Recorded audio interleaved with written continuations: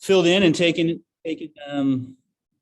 his position. So I'm not really going to go much into that introduction, but I do want to introduce the staff that I have here with me today. I mean, do you guys want people to see, or do you just want me to introduce you? Hey, Craig. Okay. Yeah. It's Katrina. I'm not sure if you wanted to show the presenter view of your slide presentation, because that's what we're seeing is the presenter view rather than the slide. Oh, this one? How do you switch that? I feel like we right. I might have to. I think I got you. Yeah. I think I understand. Yep. How about that? Now we see the Zoom screen recording. Rebecca or Martin, what am I missing? So you probably have to put it in presenter, start your slideshow, and then your presenter view is going to be on a different screen than your slide view. So when you share screen, select the slide view. Oh, slideshow. Let me see if I can escape. Katrina, I heard those same words and I couldn't make that myself do that. So I'm believing in Craig. So what about that? You see my PowerPoint? Yes, that's your PowerPoint. So then I usually just go and push slideshow and it should you guys should see it, but you're seeing we're seeing your presenter view screen that shows you the current one that's up and the one that's coming next. Okay. Maybe if I switch my screen and then go, how about that? You did it. Yeah. Okay. Thanks, Katrina. Sure. So in my office here, I've got Tammy Arnold. She's our grants manager. Dana Hummel, our data analysis manager.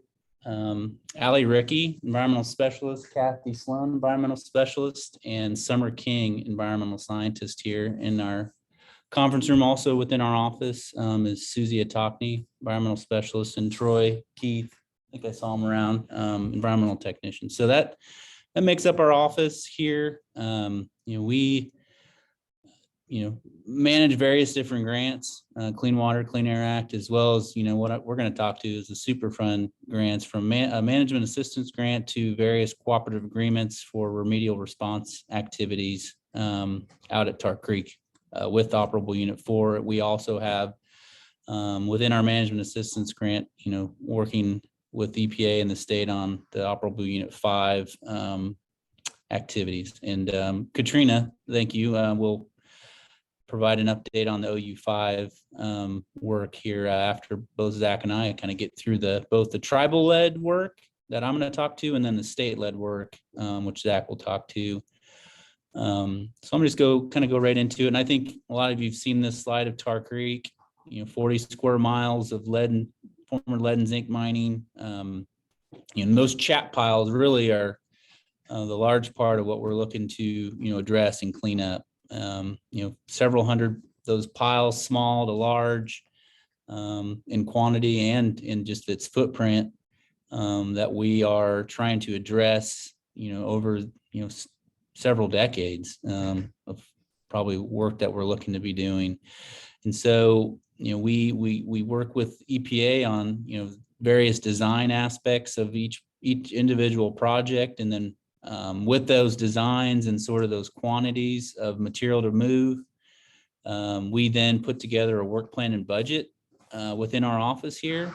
And then that goes to EPA for their review and approval. And then once, the funds are awarded, we work through various site-specific plans and reporting throughout the project as required by our, agreement with the EPA on our remedial response agreements. So again, and Martin, I believe Martin or Rebecca did a great job yesterday of going through the operable units. So we'll go right into it with operable unit 4. mine and mill waste chat. And also another note to operable unit 4 was that buyout that occurred in the 2000s of the Pitcher, Cardin, Treese area. So the site history, just quick, again, because we kind of had our 101 yesterday, began in the late 1800s, went through about 1970. They were looking at the mining and milling of primary lead and zinc ore, produced about 500 million tons of waste. And the number, the statistic to Tar Creek itself and the mining here in Pitcher was for every 16 tons of, for every 1 ton of ore that was taken off the site, 16 tons of, this chat, this sort of tailings and the overburden was, left here on the site. So, that speaks highly, to the amount of waste that was left here, not only in Pitcher, but in the Tri-State Mining District. So in those 2 primary types of waste are chat and then fine tailings. So the chat typically are represented in those piles and those chat bases. And then fine tailings are, the other form of how they wash the chat, to further reclaim and process and extract more of those minerals, lead and zinc. There's just a picture of the Tri-State Mining District. Joplin, Galena, Baxter Springs, Quapaw, Pitcher. A lot of work in this area between both EPA Region 6, which is Oklahoma, and then EPA Region 7, which is both Missouri and Kansas. And you guys all had a great CERCLA Superfund history, so I'm not going to spend too much time on this slide in particular.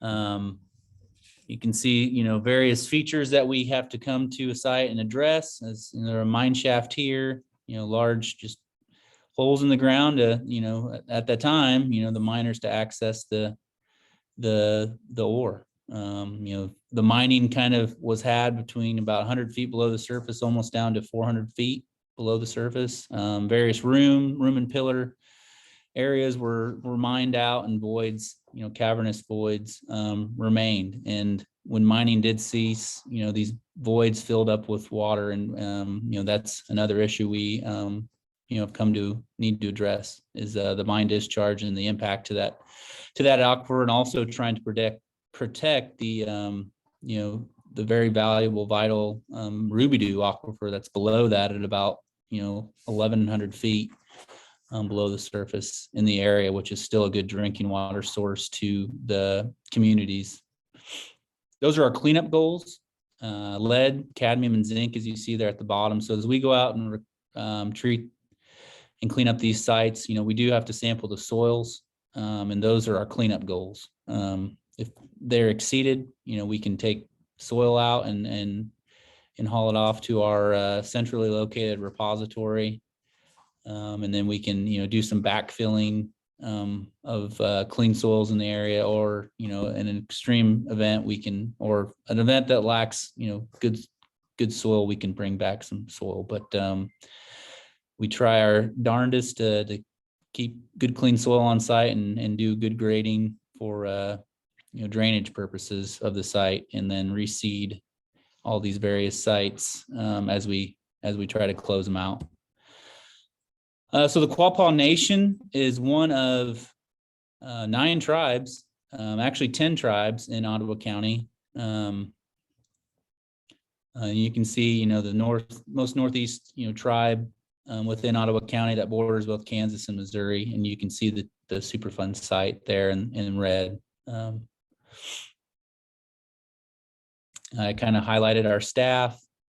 Our environmental department's been around since about 1998, and Superfund and that management assistance grant was awarded to the Quapaws back in 2001. If we jump to 2013, or go back or forward, however, I was looking at it from the previous slide when the office started. 2013 is when the tribe was presented awards from EPA to go and clean up a tribal property, which is in trust, and we call it the Catholic 40. Back in the early 1900s, it was a Catholic mission. It was then turned over for mining, and then it was eventually turned back over, and being tribal trust property. But you can see that picture of the mining, the remnants, the chat.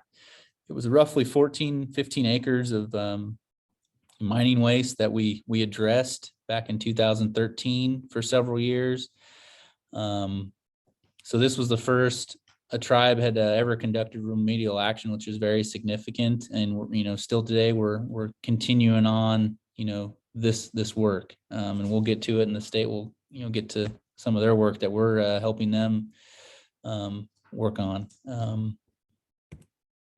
Here's another picture of as we were through the process of cleaning up, we discovered a old sort of auxiliary building to this mission, all entirely covered with chat. That we removed the chat. That building, super dilapidated, as we did take the chat away.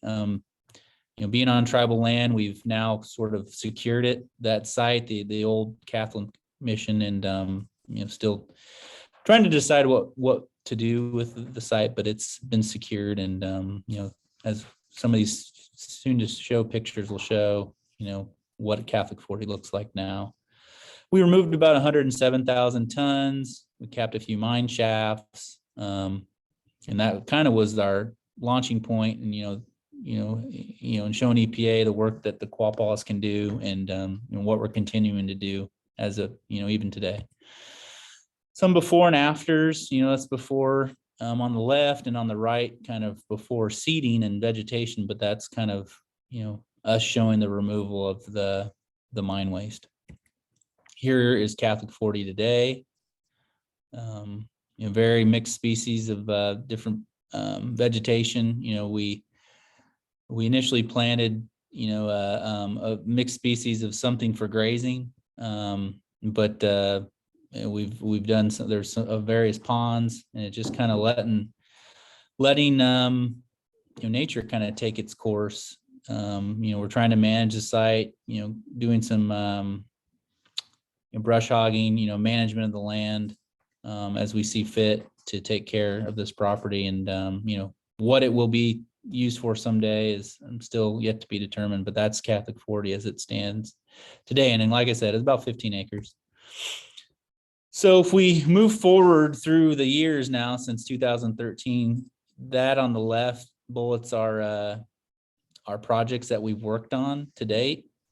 So you can see, and I'm gonna mark these as those are tribal led projects. Zach and Brian and the state will talk to their state led projects.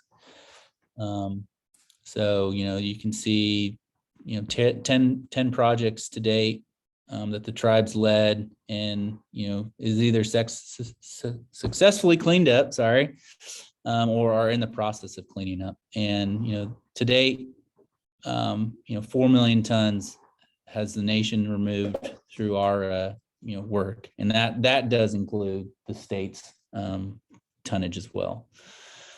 So we've capped 48 mine shafts and roughly remediated 543 acres.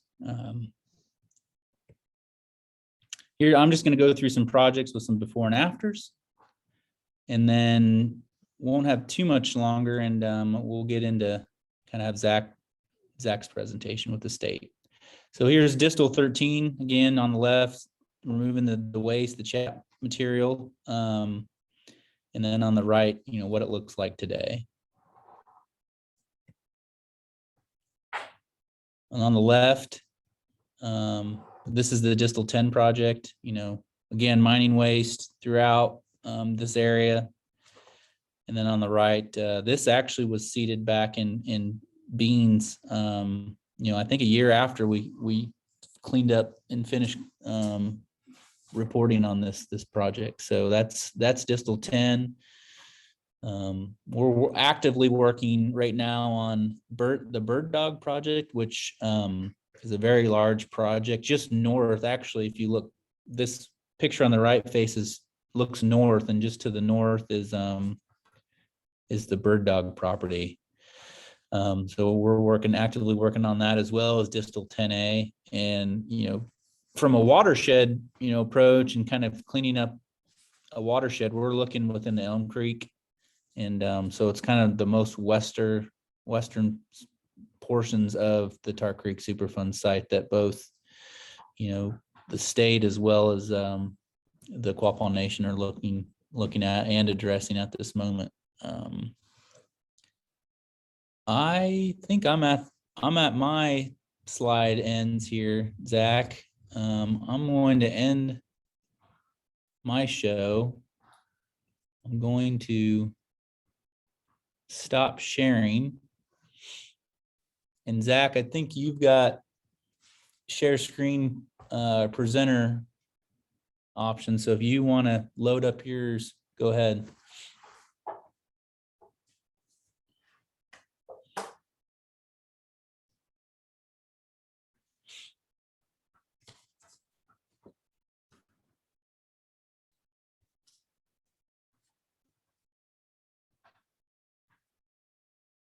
You might be on mute, Zach.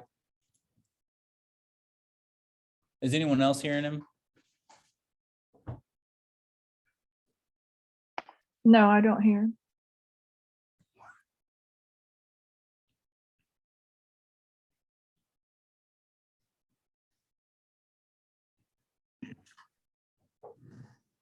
Try it now, Zach. There you go.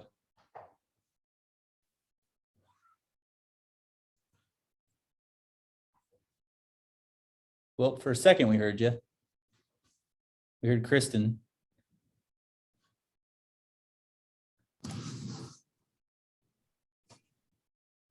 There you go, Zach.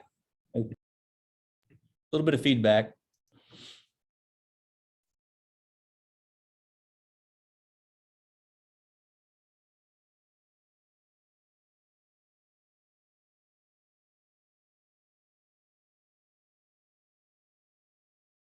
Okay, we get rid of the feed.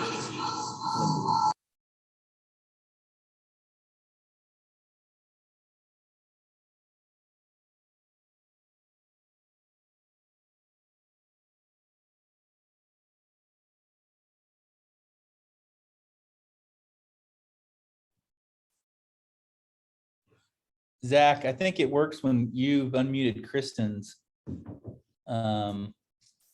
screen, but maybe mute your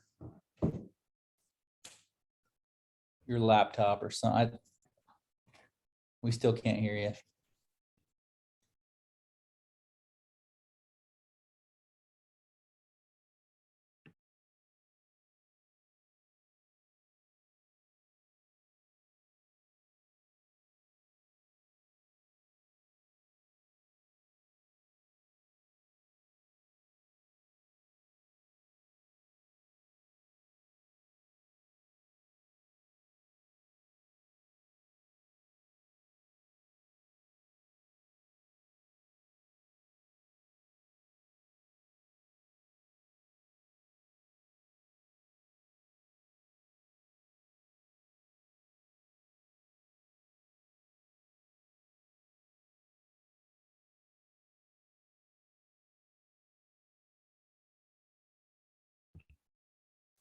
Suzanne just said he might not be using his speaker ticket. And Kelda did say he needs to use his headphones so there's not feedback. Is there still? Yeah.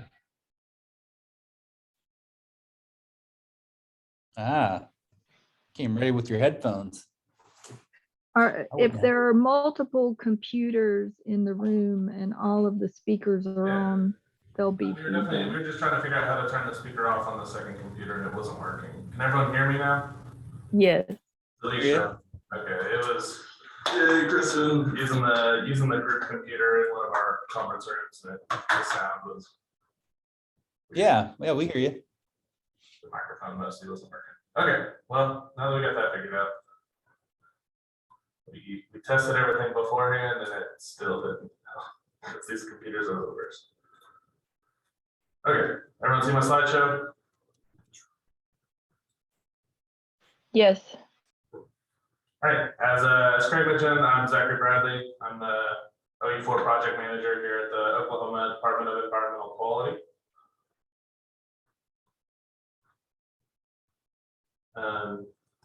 Yeah, just covering some of our previous projects. Distal 6A, Craig mentioned, their Catholic 40 project. This is the kind of northern portion of that. And then we've done some work in the Beaver Creek watershed as well as the Elm Creek watershed. Through that work, we removed approximately 1.4 million tons of source material and remediated approximately 250 acres as part of that work.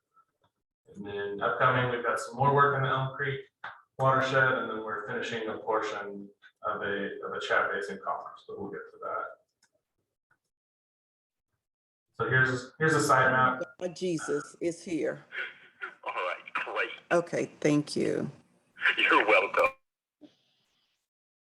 Somebody there, sorry. So side map, green stuff is stuff that's been completed.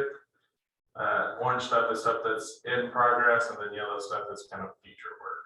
Well, we'll come back to that, but just as kind of a set the stage, show that map. So Beaver Creek and Distal 6A. Distal 6A is circled in yellow here. As you can see, this gray southern portion was the Catholic 40 that Craig mentioned earlier. And then the green portion on the north was our Distal 6A project, as well as in the red were the projects we addressed as part of the Beaver Creek project. Distal 6A, we've got a good aerial there. Approximately 91,000 tons were removed from the state's portion of that, from approximately 20 acres. 4 mine shafts were capped and filled as part of this project, and we actually were able to close this grant out last year.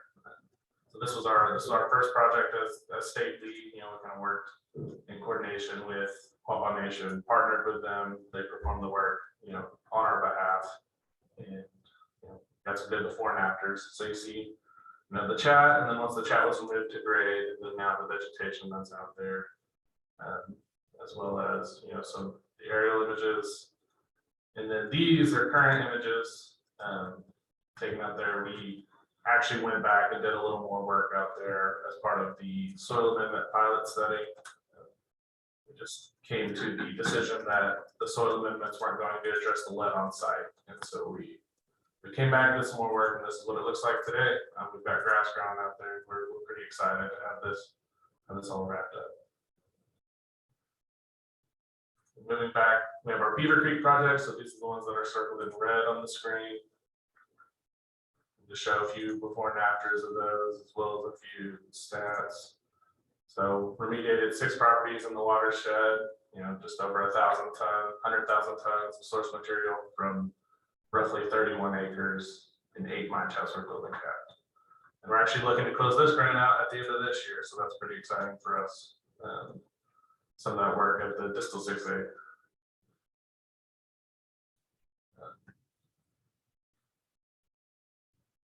I see Suzanne raise her hand. Do you have a question, Suzanne?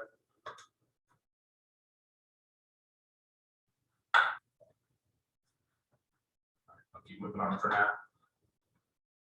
Here's a few more before and after, so you can see kind of the pile of the trees there. We were able to remove that, replace with grass. You see kind of some more source material and some old chat mining structures, and that's also been remediated.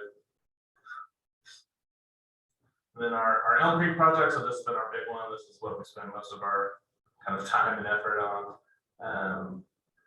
We remediated approximately 200 acres here with 1.2 million tons of source material being removed from this project area and 19 capped mine shafts. So this was a big project. We were working on this project since 2017, and we've just recently wrapped up work out there. So here was the marketable pile. Here's a picture of them taking their last load of marketable material. Can you hear me now? And then, so here's what you'd see if you look on Google Earth, and here are some good areas of those kind of same areas. So this top left one is looking north, so you'd kind of be down on 40 here, or not 40, I guess, but looking north until you see chat's gone, we've revegetated. The top right here is kind of this area along 560, looking back towards the Pioneer file, so you can kind of see the Pioneer in the background of that, and then our bottom photo is looking down on the old Waseda power plant. You can see that we cleaned up around there as well. So once again, 1.2 million tons, 200 acres. We're pretty happy with this project. And then our upcoming projects. So we've got one that is in the Elm Creek watershed for the state. This is kind of our last contributor to Elm Creek, so we're pretty excited to get started on that. It's approximately 500,000 tons of marketable material that sits on about 40 acres. We actually mobilized last week to start work out there. Can you hear me now? Hello? Yeah, we can use it in. Okay, great. I have technical difficulties. So I was wondering if there was a kind of after action report or a write-up on the soil amendment pilot project. I knew that was going on, and I think last time I talked to someone about it, there was not a write-up, but I would be interested to know, the soil amendments that were used, kind of what the mixture was and how that was applied, and all, just kind of like generally kind of how that all worked out. Yeah, we could see what we can find to share with you. I know Jacobs had put together a couple technical memorandums, and we can kind of share the mix we were prescribed by OSU Ag. But as far as actual data, I think that would come from EPA and Jacobs. But Thanks. we can see what we can share with you, Suzanne. CB005, kind of our last project in the Elm Creek watershed for the state. Of course, Quapaw's tackling the bird dog, so we're trying to get that watershed cleaned up. And then CB032 Northwest, so you can see in our little image down there, the bottom kind of southeast portion is all green. That's actually currently where the mayor or the Southeast Commerce passive treatment system sits. So most of that chat base was cleaned as kind of part of that effort. And so we're going back and kind of grabbing the rest of that. That's approximately 84,000 tons. That sits on about 17 acres there. Just to kind of circle back to this map, we mentioned the stuff in green that's completed, and this also includes Quapaw Nation's work that they've completed, as well as work that was completed by EPA. But you can see upcoming, we have our 005s on here and our commerce projects on here. And then after that, our goal is to move to the northeast and continue to shrink the footprint of the site as best we can. You also see this includes active processor, active chat processor, sites as well, to show that work's being done there. I guess open it up to any questions for either Craig or I on OU4 work. I have one. And it's just a follow-up from Suzanne's question. On that soil amendment report, who at EPA will provide that?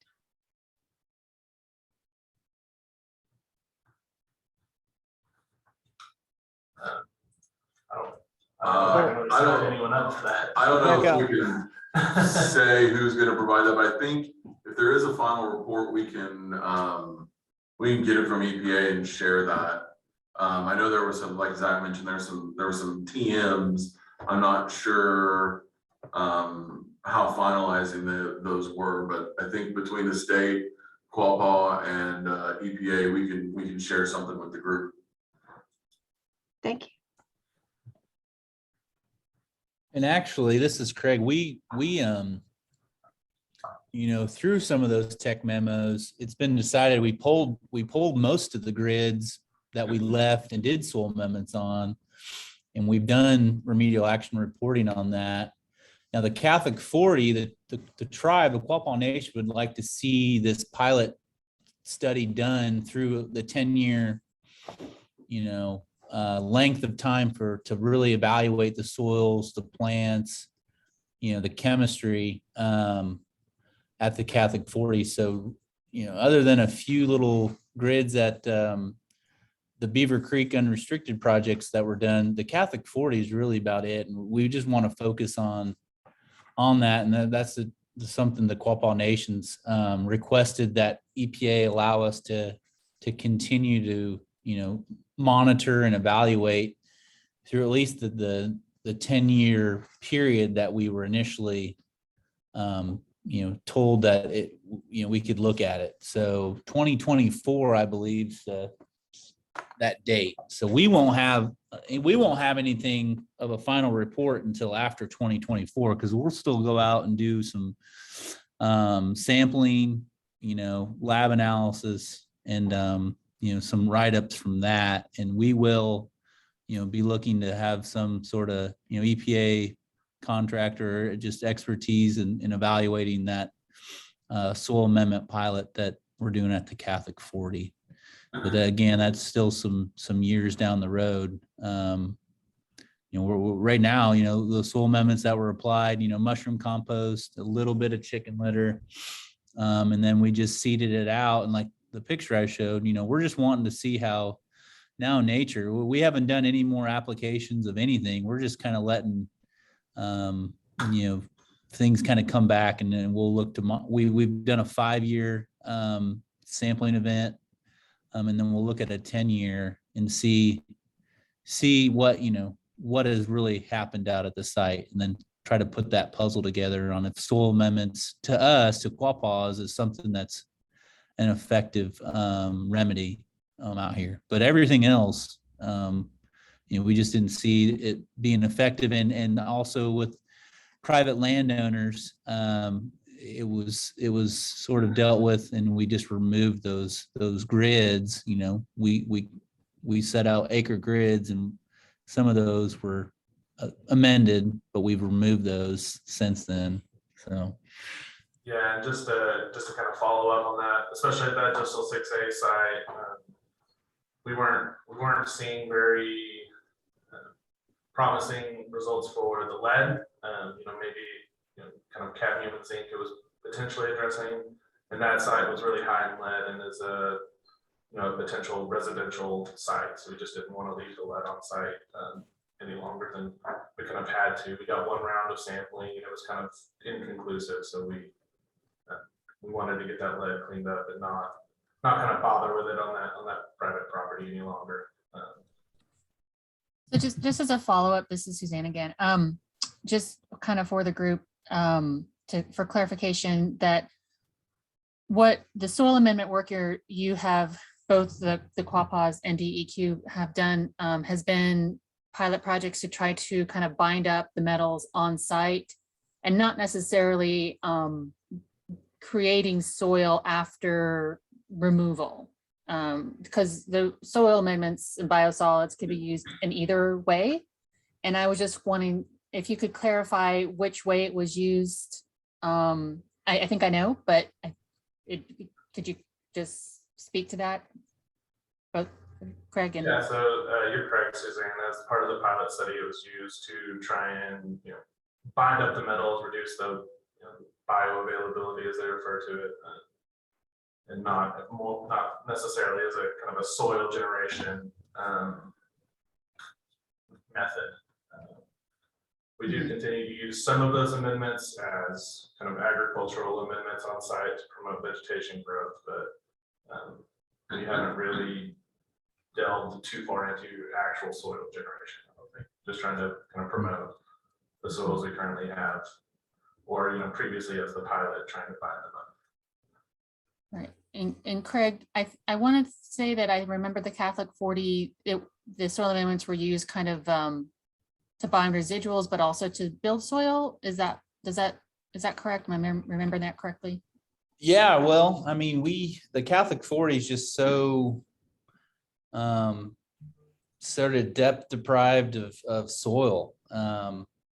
We're limited on the soil we can bring back in, and so we worked with EPA and ORD and the Office of Research, Superfund, to develop these soil amendments, and we actually pushed EPA in helping us get to something, because both, we wanted to build a soil column, so let's get organics in to help build that vegetative soil column, as well as, taking care and treating, what was left there. Because really what was left there for us was elevated metals, but we were sampling rock. I mean, we were up against bedrock. So how do you remove, but start chipping away at, parent material? So we requested EPA to help us look at ways of, let's leave that material there, add amendments, and then let's pilot to see if this is something that could be an effective remedy. And when we were initially told, that we needed to look at this for 10 years, well, we've wanted to stick with that, at least at the Catholic 40. Like I said, most of everything else has been removed, but we want to see it through. I mean, it may not be something that is effective, but we want to at least see it through the 10 years, evaluate it, and then make our decision. We may have to go back out there and make our best attempt on removing those soils, but if we remove those, we then will have to bring material in, because there's just nothing out there. So we were trying to work within the confines of the ROD, and bringing material back, or bringing material into the site. Let's see if we can't build back, soil with, the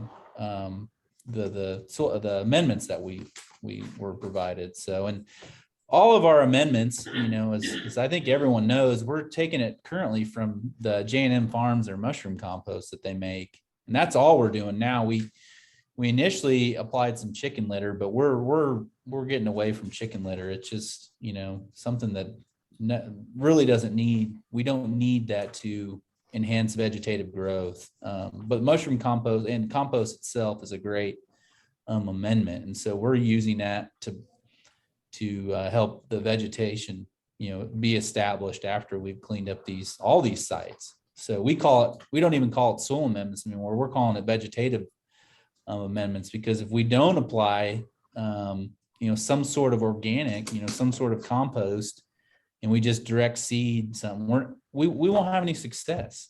We won't. These soils have been so deprived for so long, sitting underneath all that chat. We've got to have some sort of enhanced, mechanism to get the seed to germinate and establish itself. I think people might be interested to know that Quapaw Nation is actually trying to get their own composting facility up and running. And, we're going to look at utilizing the tribe's cattle manure. So the tribe has its own cattle department. And we're trying to utilize locally sourced cattle manure and making our own compost, and utilizing our various recycling services, our various entities, and seeing how we can sort of better become more sustainable, not having to throw away as much. And maybe even looking for this our own compost to be something that we can utilize at sites in the future. We still have some ways to go, but Craig, are you in touch with the Missouri folks, the trustees up there and at Webb City, and how they basically are doing a lot of what you're doing? They're using their own biosolids. We met with Webb City. Great. Because that's really exciting, because that's the Tar Creek Trustee Council. We're concerned about the removal of topsoil. Of course, we understand that there's a special mixture probably needed for each location when you have, really, really high lead that, might need to be removed. But what, we're concerned about is the ability for, just like you said, it's like at some point the soils aren't there to support native grasses, which is what we would be interested in.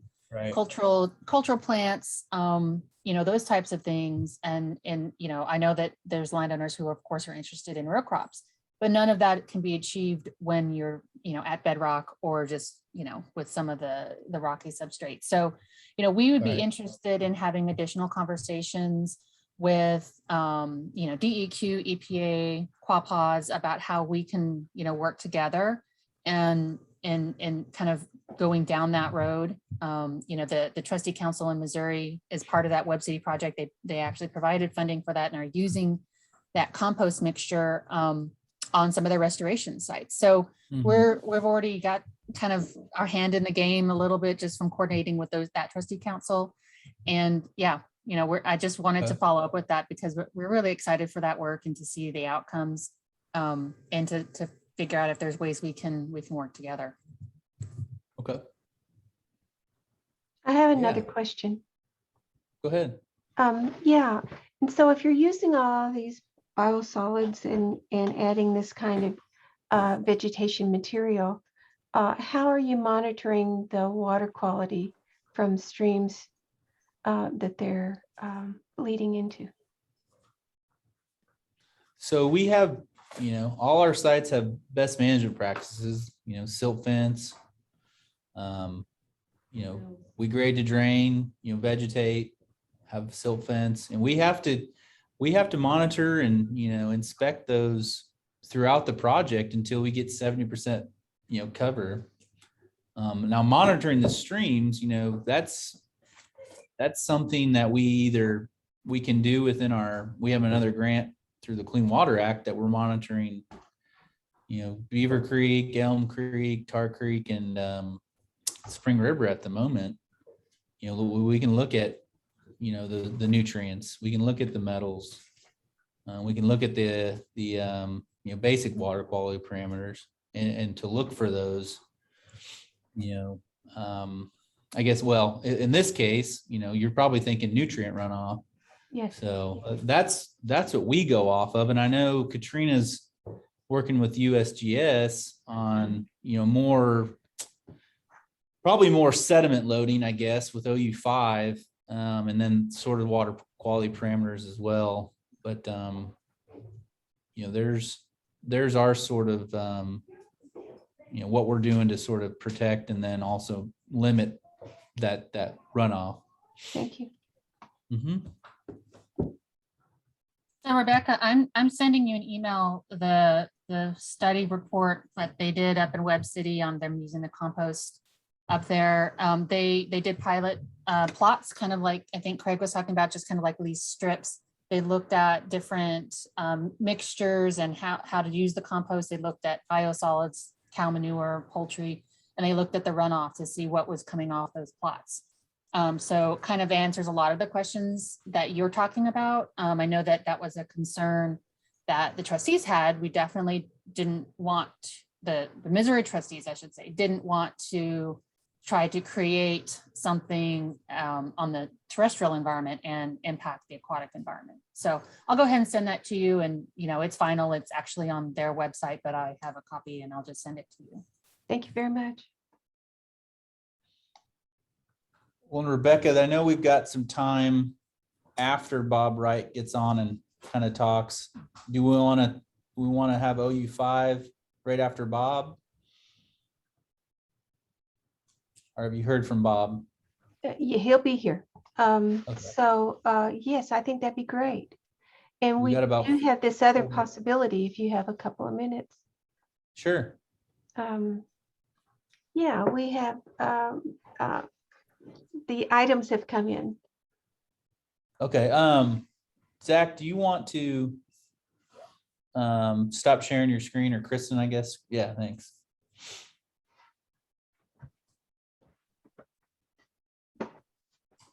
Do you think we have time, Rebecca, for that, or do you want Bob to? I know his time's limited. We have. We could take another question and get to 10 o'clock. Okay. And this is Martin. I've been monitoring the panelists who are present. Bob has not rejoined us yet, so we're still waiting on him. I will send a message in the chat to the panelists when he arrives.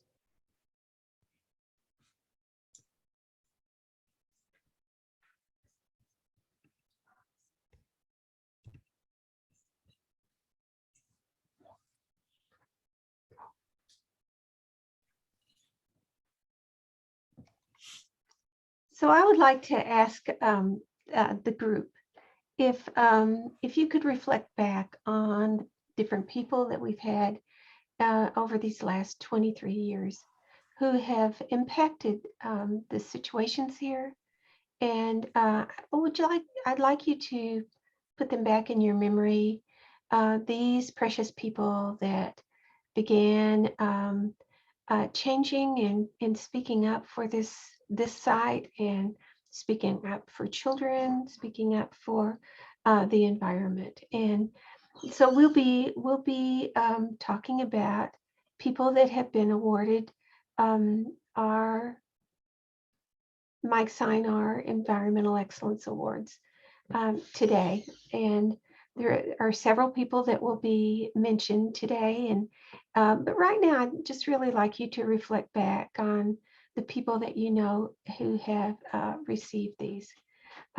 It's important to value their efforts in whatever it was, whether that was cleanup or whether it was to help bring our spirits up at times. Perhaps they worked with children in the health field. Maybe they helped in the environmental field. Maybe they were educators. Lots of different kinds of people have been recognized throughout the year. And just bringing that to you, I think we could look at the screen of people in front of you. And Janetta Coates received a Mike Sinar Award just 2 years ago, and Suzanne Dunn. Craig Creeman has been a recipient. And throughout these 23 years, we've been looking amongst us and finding these people that need, and we believe deserve a recognition. Just leaving you to think about it.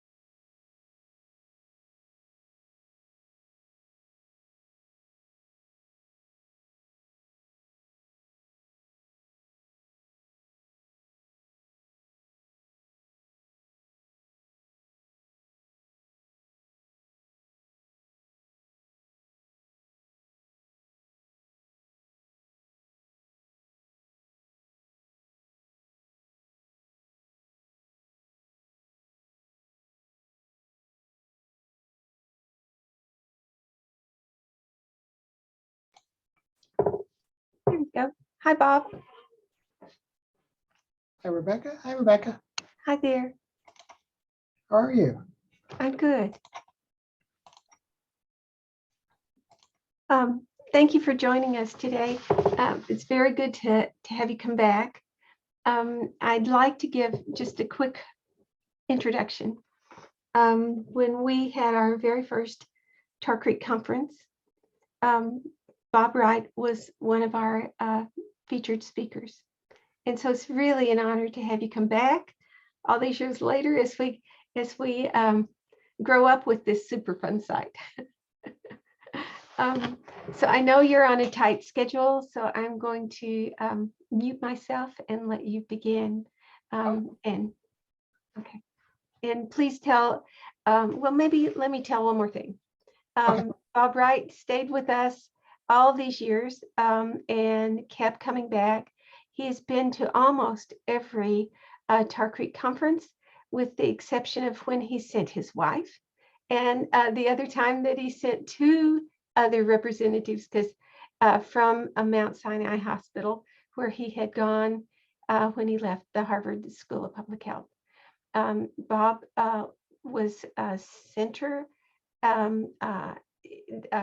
principal investigator for the MATCH project here, which enrolled over 700 of our babies to find out how multiple metals had affected them. So I'm turning it over to you. I'm quiet. It's all you. Thank you. Welcome. Thank you, Rebecca. And thank you for having me. So can everyone see my slides? Rebecca, do you see them? I just want to make Yep, sure. we can see them. Yes. Yes. So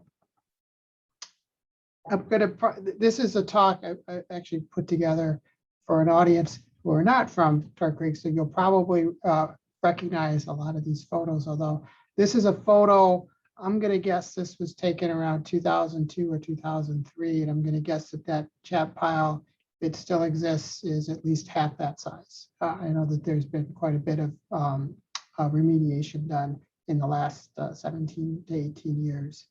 So I'm going to talk a little bit about how I got involved in this study. The name MATCH stands for Metals Assessment Targeting Community Health. And it's a study that we started in collaboration with Rebecca and Earl and Mark Osborne. And at the end, I'll give some results from this study. So how did I get involved? Well, Chance played a really big role.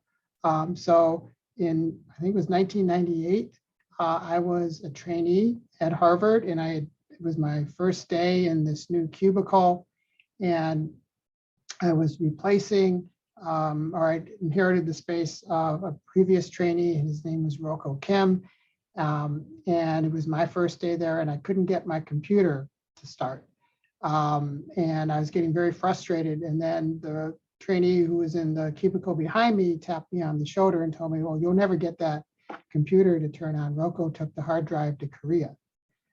And I went and found a screwdriver, and I took the computer apart, and sure enough, there was no hard drive in it. And right about the moment I'm staring at this empty shell of a computer, the phone rang, and it was Rebecca. And she was looking for Rocco Kim, and she explained how she had given him a bunch of teeth from her students, and that she was a guidance counselor in middle school in Oklahoma. And I'm meanwhile trying to think, well, how am I going to do any work because I don't have a computer? And she said she really needed to get in touch with him. And I told her, I said something like, well, I'm looking for him too. So I will definitely pass on the message when I find him. Long story short, I did find him. He was in South Korea. He was not easy to find. I don't know what happened to the hard drive. They gave me a different computer, but he did eventually get me the results, which I believe he sent to Rebecca, or perhaps they got sent through me. I don't actually remember because it's been about 23 years. So anyway, a couple years after that, or maybe even a year after that, she called me back, and Rebecca gave me a little more information. So before it was really, I was the middleman between her and Rocco. But this time when she called, she asked if I would speak at this conference. And I was a trainee, and I just assumed, well, you don't want me. You want somebody else, because I'm very, very, very, I'm pretty low in the hierarchy at Harvard at that point, about as low as I can be. And I asked my boss, and I asked some other people, and they weren't able to go. And so she insisted that she would like me to come, and that I would learn about about Tar Creek and the story there. So she explained EPA would be there. There would be Department of Health officials from Oklahoma, and I think Ben Carson was the U.S. representative at the time, and that he would be there. And so I agreed to go. And it was really my first community experience as a researcher. I mean, I'd grown up obviously in a community in Detroit, which had a lot of environmental issues. There's a lot of pollution from the auto industry in the areas that I grew up. But this was different for me. I'd never been involved in a Superfund site. And I remember there was a lot of acronyms that I did not understand. So when speakers would talk about OU1 and OU2, I had no idea what anybody was talking about. And I kept thinking, okay, I'm in Oklahoma. OU must be Oklahoma University. And obviously I was completely wrong. Operable Unit 1 and Operable Unit 2, I later learned was what they were referring to. And it's also the first time I'd heard about what a rod was. And so I spent a lot of time looking up acronyms after I got back to try to figure out what they were. But we stayed in touch, and I went to subsequent meetings as well. And with a lot of starts and stops, eventually Rebecca, Earl, and I and Mark were able to start a study which we called MATCH, or the Metals Assessment Targeting Community Health Study. My father, who passed away a few years ago, actually designed the logo there using, with help from Rebecca, and using the Cherokee words Gadugi, working together. And actually the idea of making it sort of a match study like the card game match was actually my father's idea.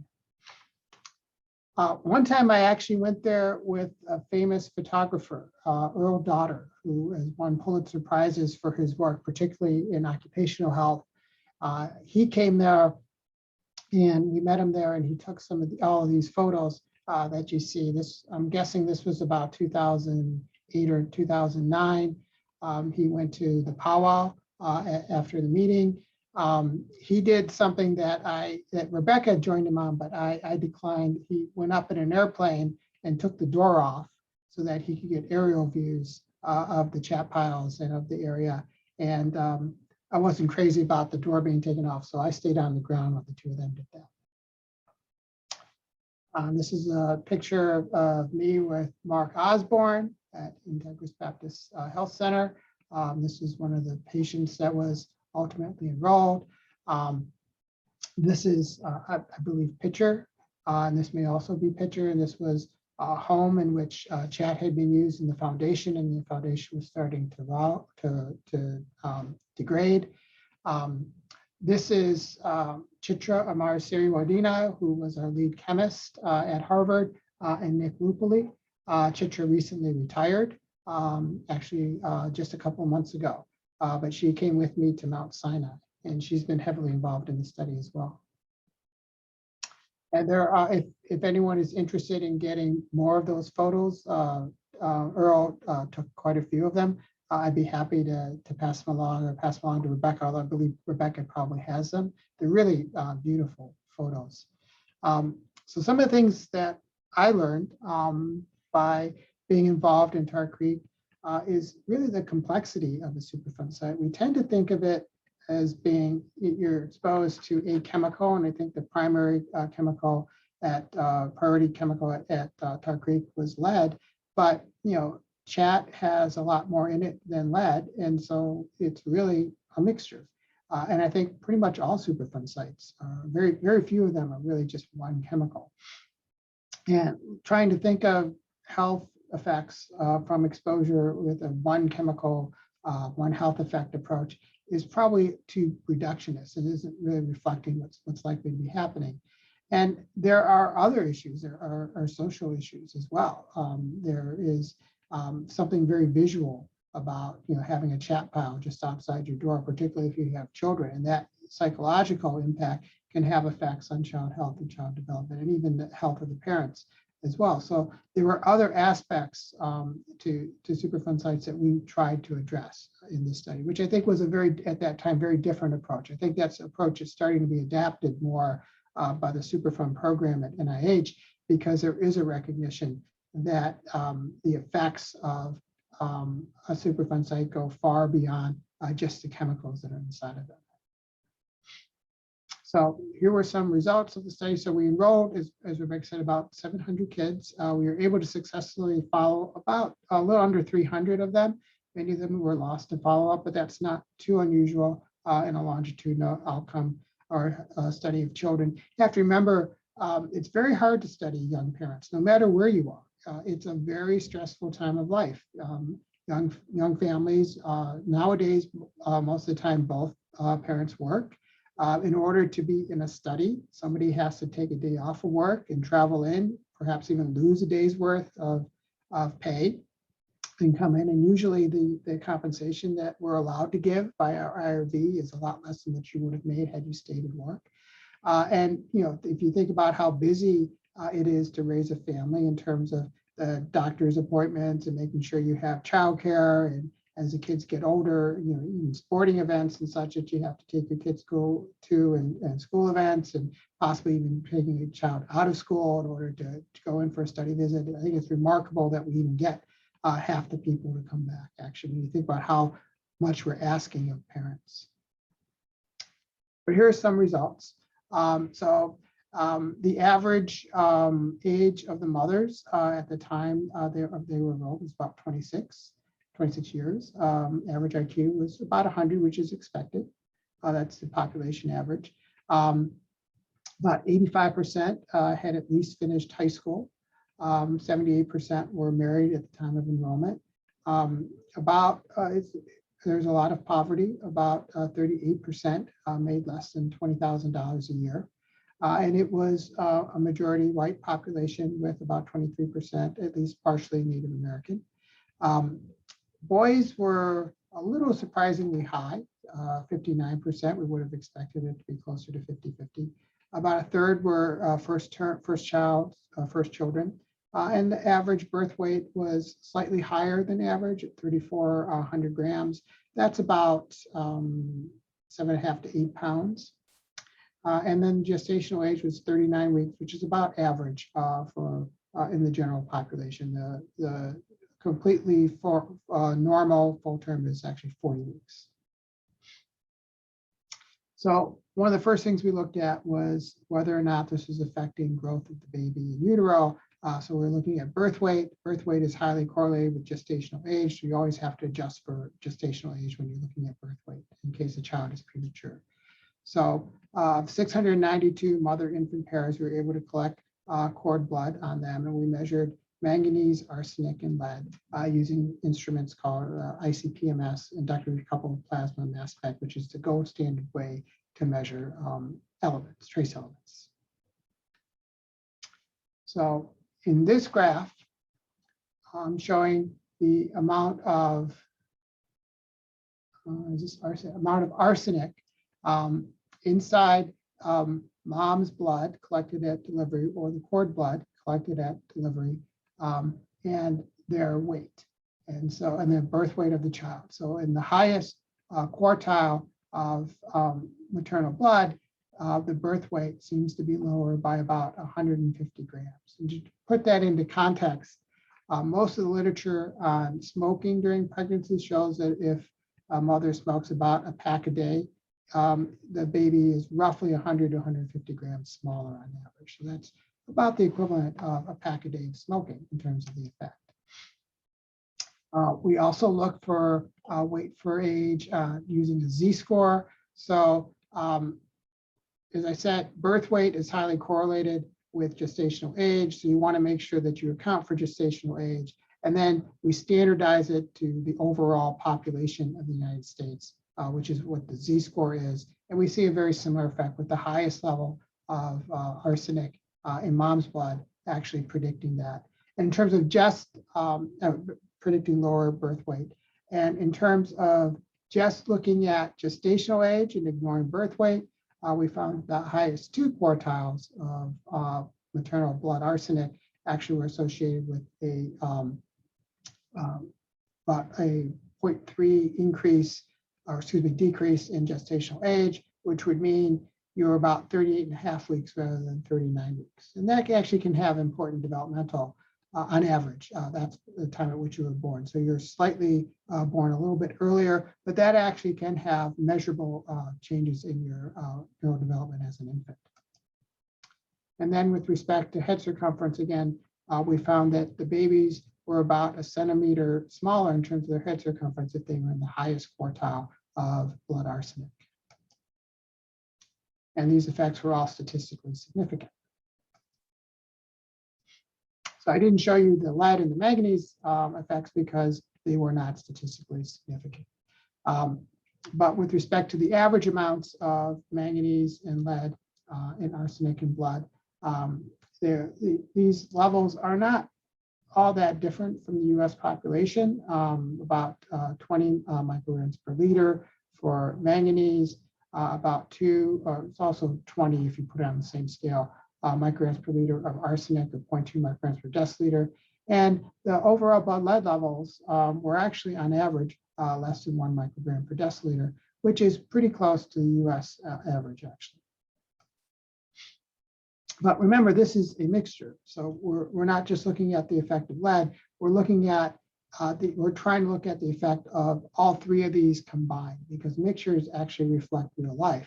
So even though the lead level may be relatively close to the average, only slightly above average, these co-exposures to manganese and arsenic, which may be coming from the chat piles, actually may have these additive or multiplicative or synergistic effects on the toxicity. And maybe that's why we're seeing some of the effects that we see. So remember that instead of just thinking about it as one hit, quote unquote, which is be lead, there are multiple chemicals involved. So we need to think about all the chemicals involved. And we chose arsenic, manganese, and lead because they were relatively easy to measure and they were found inside the chat. So when we looked at neurodevelopments, we followed the kids, and when they got to be 1 and 2 years of age, we did a test called the Bailey Scale of Infant Development, and the MDI is the Mental Developmental Index. And these are plots that show the relationship between higher levels of exposure to the chemicals and effects on the Bailey scale. So the lead and the arsenic actually were not statistically significant. The one that was significant actually was manganese. So the higher the manganese, the lower the Bailey scale. And the Bailey scale it's not technically an IQ because you can't measure an IQ in an infant, but it has a similar scale, and that the population average is about 100 with a standard deviation of about 15. So you're losing some points on the Bailey scale if you have higher blood manganese. And this was the one result that was statistically significant. You were seeing some decrease from lead exposure, but it wasn't statistically significant. This sort of curvilinear relationship actually has been described for lead previously, so it is consistent with other studies that have looked at lead. And the arsenic result, even though it's a positive beta, it's actually not statistically significant, and so therefore it's basically a no result as well. So when you put all of them in a model, this is what you get. So this is adjusting for them and looking at their interactions. And really the only thing that we see, and this is a sort of a traditional statistical approach to looking at 3 different chemicals, the only thing we see is the same result in the individual result, which is that manganese, higher manganese predicts lower Bailey scale. So, but again, we're thinking about how we can look at all 3 of these chemicals together. So we did a different statistical approach, which is called the weighted quantile sum approach, which is designed actually to look at mixtures. And as I said, mixtures are a real life result because we're not exposed to one thing at a time. We're exposed to a mixture of different chemicals. And so we need to study them that way. And so Dr. Chris Jennings, who is a statistician here, who coincidentally, her grandmother was a teacher at Pitcher Elementary School many years ago. And we're going to see if after the pandemic's over, she'll agree to come out to give a talk at one of these meetings. And she can maybe see the neighborhood where her grandmother used to live. But this is an empirical method to combine multiple chemicals. And in this case, it's going to be arsenic, manganese, and lead to see whether or not their overall mixture effect is stronger than each one individually. So for this analysis, we categorize them into quartiles to get them all on the same scale. And then we give them a weight based on their contribution to the overall effect. And then we create an index. And we use that index statistically, which represents the joint effect of all 3 chemicals at once. And this is what we found. We found that there was a statistically significant mixture effect, which was stronger than the manganese effect by itself. So, and it is statistically significant, which suggests that there is a contribution from arsenic and manganese to the effect, arsenic and lead to the effect of manganese, so that the 3 of them combined are more toxic than each individual one by themselves. And this is adjusting for infant sex, mother's IQ, and mother's education.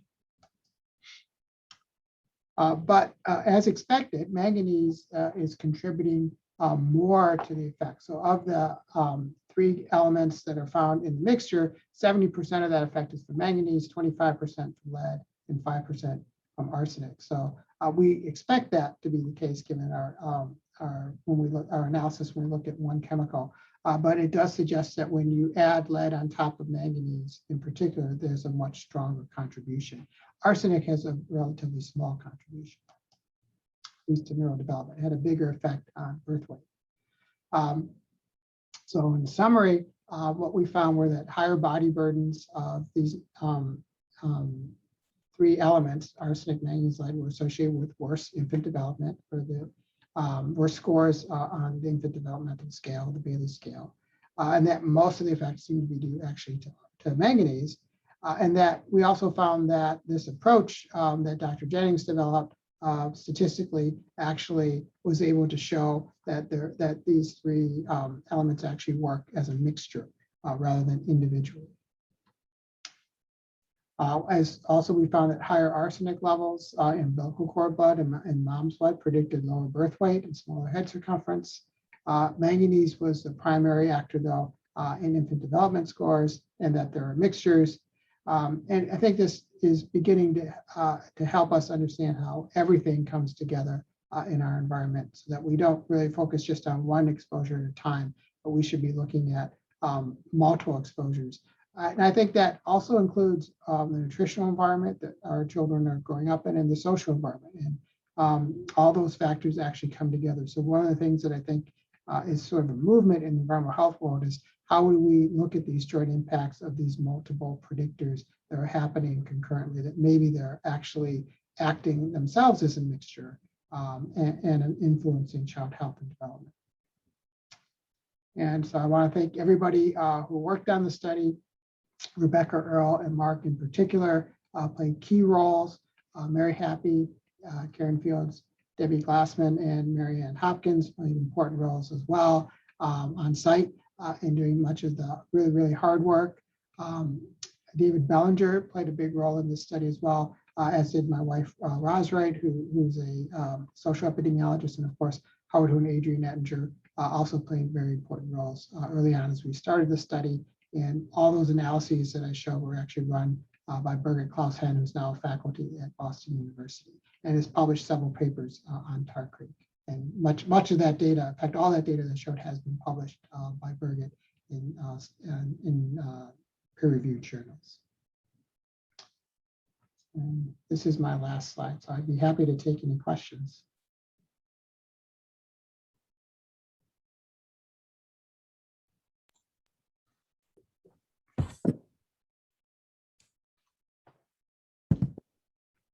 Thank you, Bob. I don't hear any questions, but if Yeah, we do. I have one.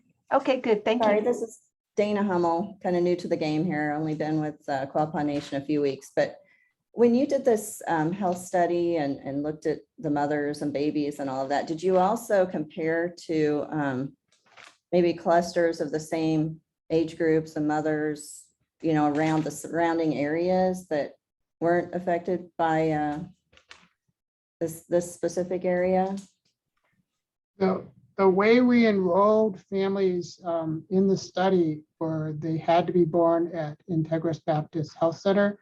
And so there were families that came from outside the Superfund site. I don't know off the top of my head how many were, but they were included in the analysis. It wasn't restricted to just living within the Superfund site.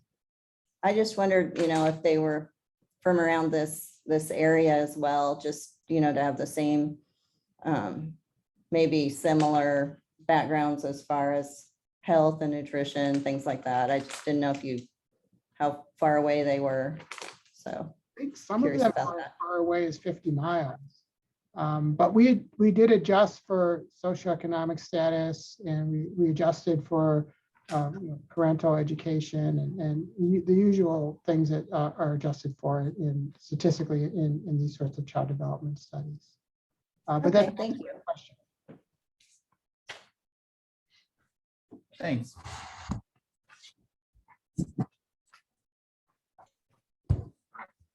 Thank you, Bob. I appreciate you bringing up manganese again. It's kind of been forgotten. So I thank you very much for bringing that up. As I know that David Bellinger's study with the sixth graders, even as sixth graders, manganese was found in their hair. So it was in their system. It was in and affecting, it was one of the metals that was affecting the IQ level of the children that were studied. Yeah, at the time we started the study, there wasn't a lot of interest in manganese. I think there's a great deal more interest in the last 10 years that manganese actually plays a very important role in brain development. It's interesting because of the three elements we looked at, arsenic, manganese, and lead, manganese actually does have nutrient value, but when it's too high, it causes toxicity.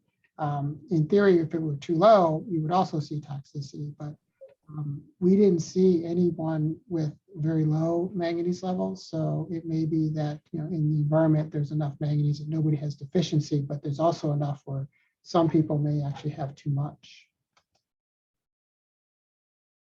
The first time you came, that was the metal you talked about. It was not lead, it was manganese. And I remembered thinking, I wonder what that's about. As it turned out, two of my friends that live along Tar Creek are now suffering with Parkinson's severely. And I know you had mentioned there was some relationship. Yes, most of what's known about manganese comes from studies of welders that use the metal occupationally, and they develop symptoms that look very much like Parkinson's disease.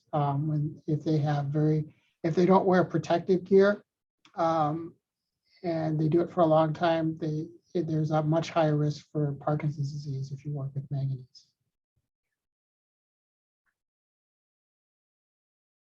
Well, thank you once again for coming back and joining us. And we'll see you in person next year, I bet. That'd be nice. It'd be nice to come back. I'll try to bring Chris so she can see picture or what's left of picture. Right.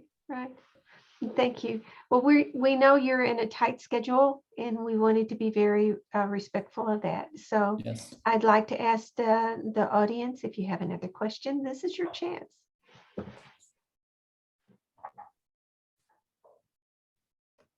I did get a message from Dr. Osborne, very much regretting being able to see you today, and I'll be able to tell him that we'll have the recording on saved, so he can catch up with you that way. That'd be nice. It's been a long time since I've seen Mark. I see a chat question. Is there any certain nutrition information or tips to help balance or chelate toxic metals, minerals? Oh, that's a great question. A lot of toxic elements mimic nutrient elements. So three of the ones that are most commonly mimicked are zinc, iron, and calcium. So healthy amounts of zinc, iron, and calcium. You don't want to overdo it because anything is toxic if you take too much of it. Manganese is a good example of that.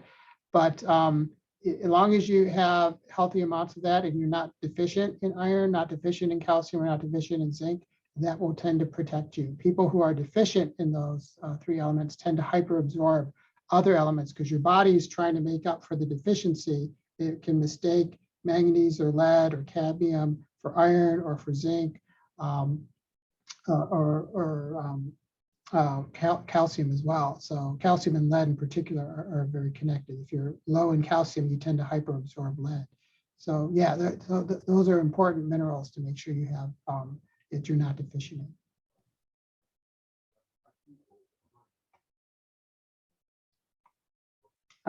And great to hear from you, Earl. Hope everything's going well.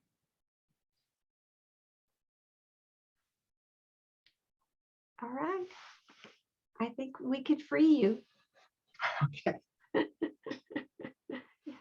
Well, thank you all, and I look forward to seeing you next year. All right, thank you. Thank you again for joining us today. Thank you.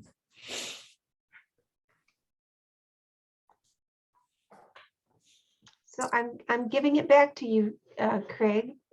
Thank you. Well, for I was going to letting us- ask you Mhm. if we want to take a quick break, or if Sure. Katrina's ready to go, or we can just keep going on. I guess it's up to the audience what if they need a bathroom break and some coffee, and we can come back in a few minutes. I hear the crowd going, yes. Okay, maybe let's try to come back maybe in 10 minutes. Sure. No later than 10:45 Central Time. Yeah, we'll hit. Yeah, that'd be great. All right.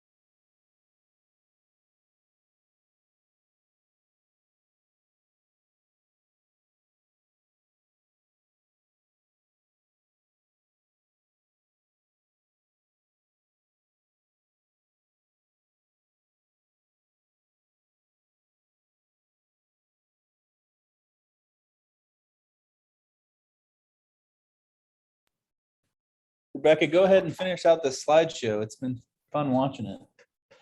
I don't know how many more photos, but it's pretty interesting. Yeah.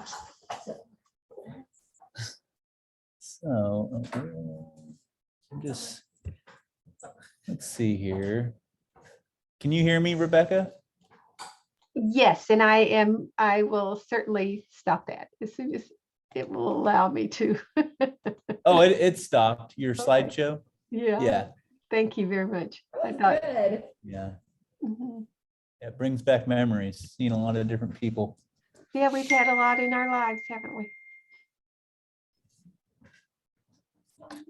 Well, Rebecca, I'm going to turn it over to Katrina. I haven't heard from Liz Hagenmeyer with Region 7, but I'm sure Katrina can cover most of all the work that's going on for OU5 and then the watershed, both upper and lower Spring River, and what's kind of how OU5 is progressing. So without further ado, I'm going to turn it over to Katrina, and she, I believe, will share her screen and provide a PowerPoint. So Katrina's with EPA Region 6.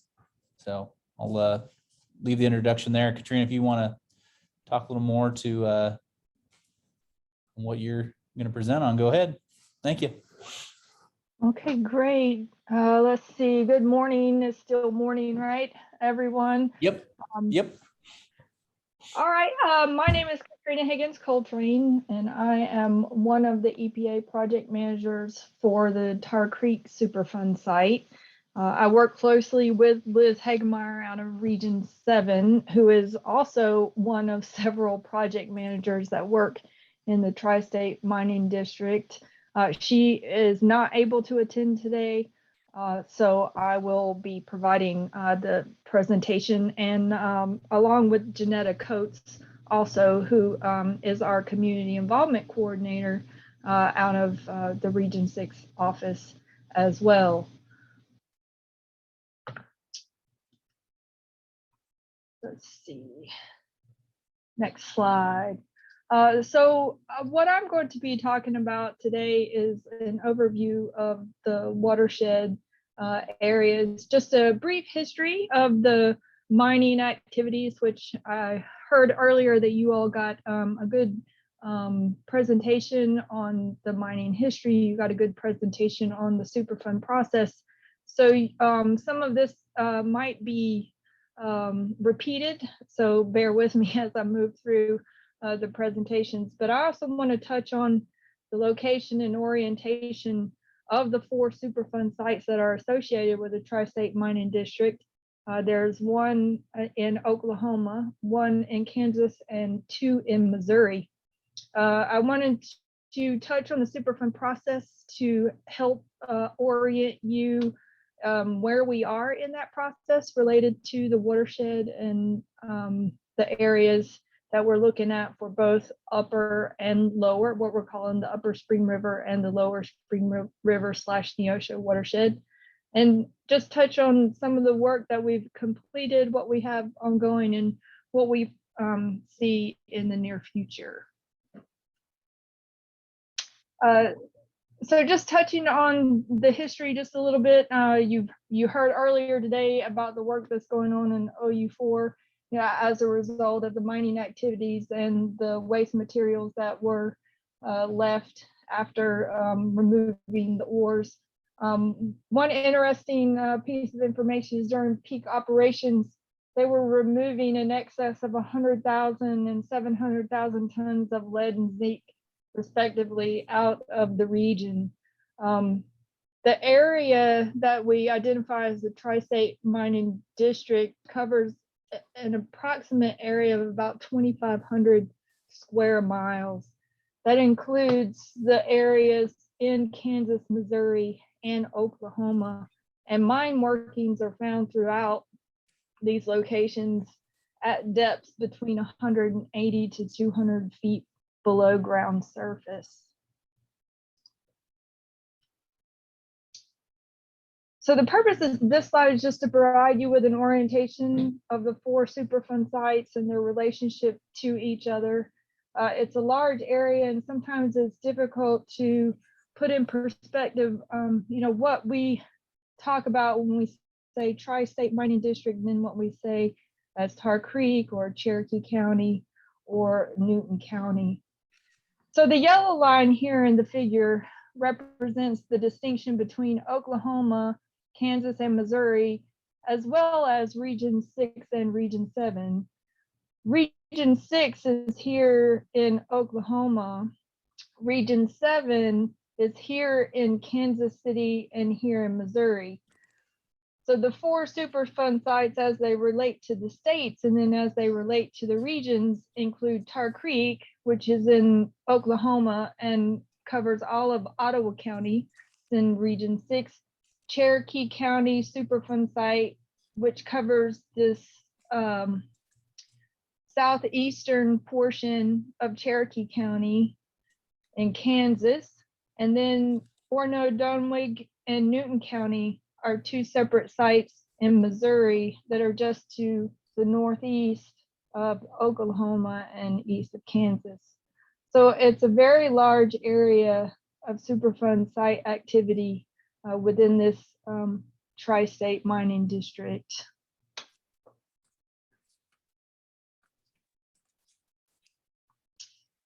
So not only are we complicated by the fact that the tri-state mining district covers, 3 states, 2 regions, but we're also within the Superfund process in different locations along that process and getting to total site cleanup.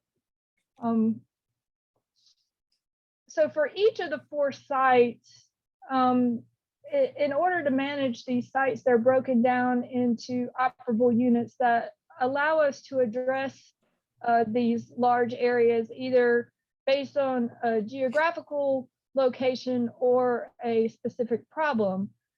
And breaking sites down into these manageable operable units also provides us with an opportunity to undertake actions and achieve risk reduction. So for example, you heard earlier, operable unit 4, in our case for Tar Creek, that is focused on source remediation. But also what we have related to all of these sites is essentially operable units that address residential properties, operable units that address source materials, and then the operable unit that I'm talking about, which addresses the watershed. So we have cleanup activities for the residential portion and the source materials ongoing for all 4 of these sites in the tri-state area. So those operable units have moved through the remedy decision process and they're in the cleanup process. But for the watershed, we're still in the characterization process or phase of the Superfund process.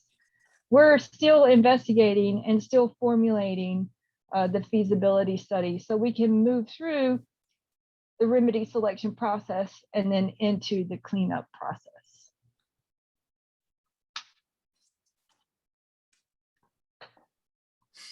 And you've heard some of the great progress that's been made from Craig and from Zach this morning related to cleanup and associated remediation that's done for OU4. But if you look at the tri-state mining area in whole, there's been significant progress in addressing residential exposures by remediation that's taken place at over 7,000 residential yards and high use areas. Together, and some of these estimates are probably lower now because remediation continues, but over 34 million tons of mining waste and soil has been remediated, and we've been able to reclaim over 8,000 acres of property and making that available for reuse, either agriculture or residential. The public water supply systems and expansions have primarily been, in Region 7, but we have done some individual wells in Region 6. At least 83 abandoned groundwater wells that were potential conduits for contamination from the surface or from the Boone Aquifer and into the Rubidoux have been plugged and abandoned. There were also 2 former eco pitcher facilities that have been cleaned up. So great progress in the residential yard cleanup and the source cleanup, and the watershed is well on its way to catch up with those guys as soon as we get through the investigation and feasibility study. So I just wanted to provide you with some overall site progress and great remediation work that's going on between the tribes and the states and EPA. So this slide is a bit busy, but I want to share it with you because I hope that this will help you understand the aerial extent of the problem in which we were trying to look at and address when we talk about the watersheds. Again, looking at this figure, the yellow line is the line that separates Oklahoma from Kansas and Missouri, and also separates Region 6 from Region 7. So Cherokee County, Ottawa County, Newton County, and Oronogo-Dunwig here in Missouri. So all 4 of these sites are here. And as you can see, the watersheds cover all 4 Superfund sites. The pink areas are here to help you put in your mind where the mining activities took place within each area. So the biggest mining field in our state was the Pitcher Field, and just north of that was the Treese and Baxter Springfields. And then you can see Galena and some of the others that are spread out throughout Kansas and Missouri. So what we are identifying as the Spring River and watershed is covered by the light blue and the dark blue areas. So that is the upper Spring River. The lower Spring River, along with the Neosho River that comes down here on the southern border, is represented by the green and the gray. So those portions of the upper Spring River that are impacted by mining waste is the dark blue, which is part of our investigation. And then the portion of the lower Spring River Neosho that's impacted by mining waste is represented by the gray area, which is undergoing investigation and study. The difference between the upper and the lower Spring River watershed is the location of Empire Lake.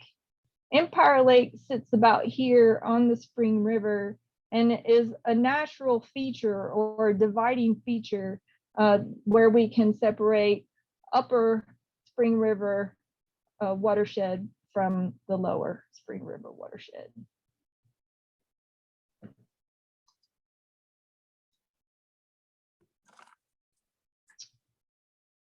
So for the upper Spring River watershed, additional data still need to be collected in order for a complete investigation report and a complete human health risk assessment to be complete. So they're in the middle of collecting additional data.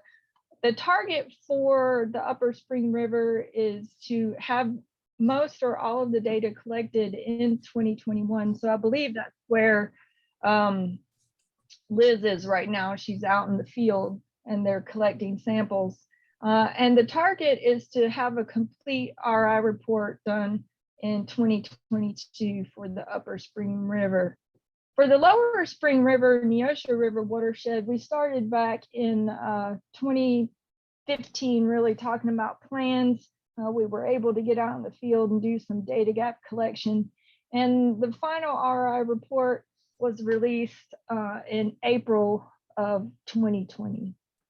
One thing that I do want to remind everybody is we try to keep our site web pages updated. And at the end of this presentation, there's a list of contacts as well as website addresses that you can visit and download all of these reports that we're talking about and view in your leisure. So the RI report relied on historic information and then the recently collected data, that is the data collected in 2017, to characterize the watershed. Historic data from across the watershed collected by multiple entities, not just EPA, but to include that information collected by state, federal, tribal, and private entities were all combined together and used to characterize the watershed, as well as support the human health risk assessment, which I'll talk about in just a bit. This figure in the bottom right shows you the lower Spring River, Neosho River watershed, and it can be broken down into 7 smaller creeks or watersheds, including 4 Mile Creek, which is the orange one here on the farthest left, which was identified as the background watershed. And then there's Elm Creek, and then there's Tar Creek, Lytle Creek, and then Beaver Creek, the smaller pink one here, the lower Spring River watershed here, and then Lost Creek here on the far right. So in total, the RI relied on about 800 or 484 sediment samples that included both sieved and unsieved data, a collection of over 3,000 surface water samples, which included both total and dissolved samples, including mine discharge samples, and about 440 biota samples, both tissue and animal tissue and plant tissue. We sampled fish and frogs and raccoons, mussels, arrowhead root, and duckweed. So the RI report, if you happen to read it, characterizes the data and information compared with the background concentrations. So it's important to note that as you read the RI report, the summary is, it's not a risk comparison evaluation that's done in the human health risk assessment, but it's essentially letting you know what the concentrations are and where those concentrations are that exceed background. So what we found when we compared information and data to background is that Elm Creek and Tar Creek had the highest concentrations of cadmium, lead, and zinc, and the Neosho River and Lost Creek had the lowest concentrations of cadmium, lead, and zinc. It was also noted that cadmium more consistently across all watersheds tended to be the highest and exceed background on a more consistent basis than lead or zinc. Other metals that were also identified include copper, mercury, nickel, silver, and thallium. So periodically, those metals also did exceed background. I think the RI report provides a good way for you to visualize the information and data presented there, rather than just providing you with a bunch of numbers that you need to look at and compare.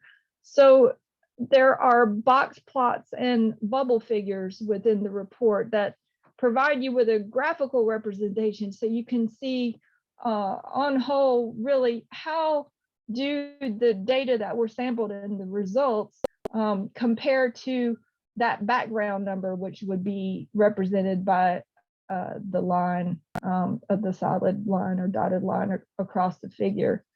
The bubble plots are interesting because they give you a visual about what magnitude and then where those locations are aerially within that watershed. So for example, when you look at Elm Creek, you can see that in this particular instance, red being the greater degree above background, is that most of those exceedances are found in the upper reaches of Elm Creek rather than in the lower reaches of Elm Creek or its side tributary.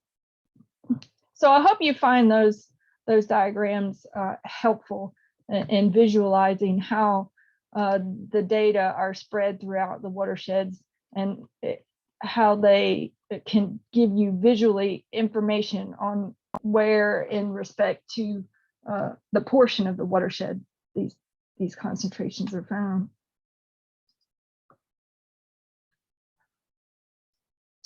So we've also tried to move through, or we have moved through the risk assessment process. The ecological risk assessment was completed back in 2010. This particular exercise was tri-state-wide and included great participation by Region 6, Region 7, local states and trustees and tribes. Just a whole host of bodies participated in the collection of information and data associated with the risk assessment. Based on that risk assessment information, sample data and toxicity data were used to assess and characterize risks to sediment dwelling organisms. And based on that risk assessment, it was found that there is unacceptable risk to sediment dwelling invertebrate organisms. And so what they did from there is they developed site specific toxicity values that were specific to the sediment dwelling community and can possibly be used as cleanup values to help protect the benthic community and all those upper trophic animals. The Upper Spring River, moving through into the human health risk assessment phase, they're working on data gaps. They want to collect the information through 2021 and then have a completed human health risk assessment in 2022. So the Upper Spring River is just a tad behind the Lower Spring River, Neosho River watershed, but they're catching up quickly. For the Lower Spring River, Neosho watershed, we did work through the human health risk assessment, a series of revisions, a series of webinars and discussions, technical conference calls, and comment and responses back and forth. And ultimately that document was released in February of 2021.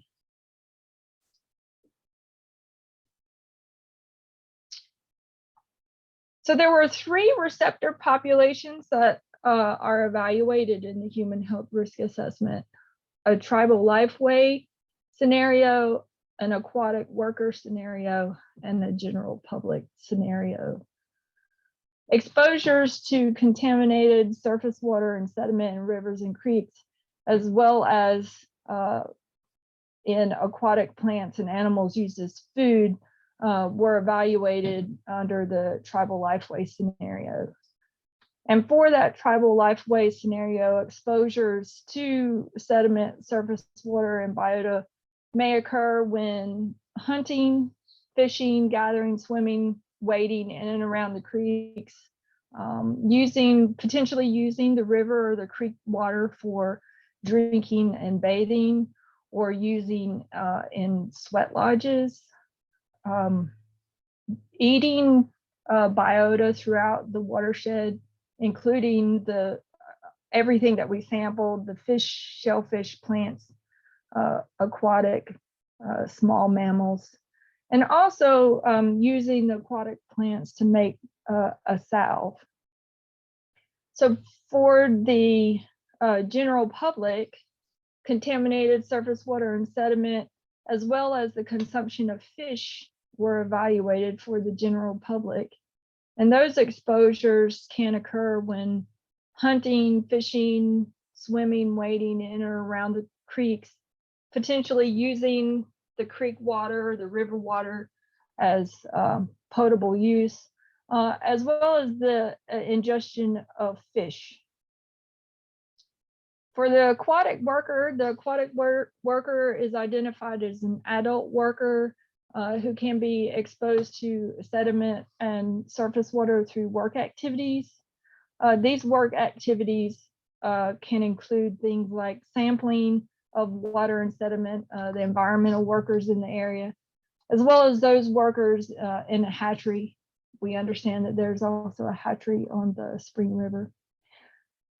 So it's important to note that for all of these receptors, that the risk assessment identified unacceptable risks associated with some or all of these activities.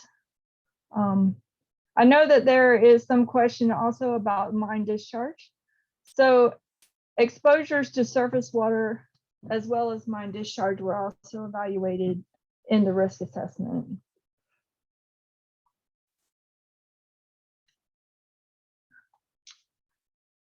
This table provides a summary of the contaminants of concern that contribute to unacceptable risks identified with these activities. For sediment, the contaminants of concern include cadmium, lead, and zinc, and are present at concentrations that may pose unacceptable risk in Elm Creek, Tar Creek, Beaver Creek. And then it's also noted that the presence of lead in the lower Spring River sediments may cause an unacceptable risk for both the general public and the tribal lifeway exposures. The exposures that can result include hunting, fishing, gathering, swimming, or wading in and around the creeks. For surface water, the COCs include a variety of metals that contribute to unacceptable risks. And you can get exposure, as mentioned earlier, through hunting, fishing, gathering, swimming, wading in the water, and also potentially using that surface water as a source of drinking water or for bathing. For the tribal lifeway, the surface water in the sweat lodge was also and found to be that activity also may present an unacceptable risk to those that use sweat lodges. Again, the creeks where the concentrations of these contaminants may pose potential concern are Elm Creek, Tar Creek, and Beaver Creek. And then the Neosho River was also identified to have potential unacceptable exposures for barium and iron. For biota, the COCs are also variable and are a result of eating aquatic plants and biota throughout the watershed. For the general public, an unacceptable risk was associated primarily with lead and as a result of consuming fish.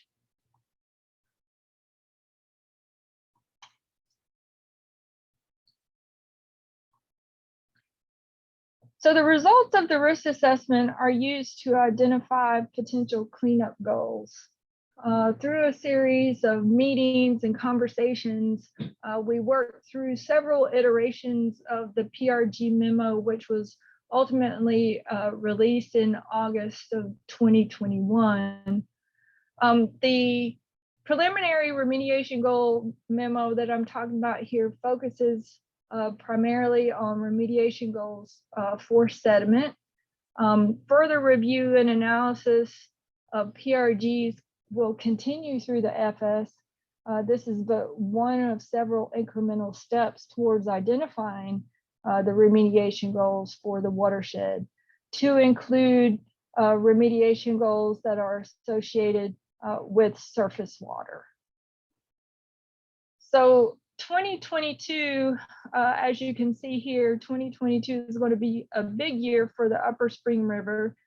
They want to be able to provide a final investigation report, a final risk assessment, and also draft PRGs this following year. So look for those documents and all of that information to come for the Upper Spring River soon. They'll be doing a lot of work out there. So what are those preliminary remediation goals identified for sediment?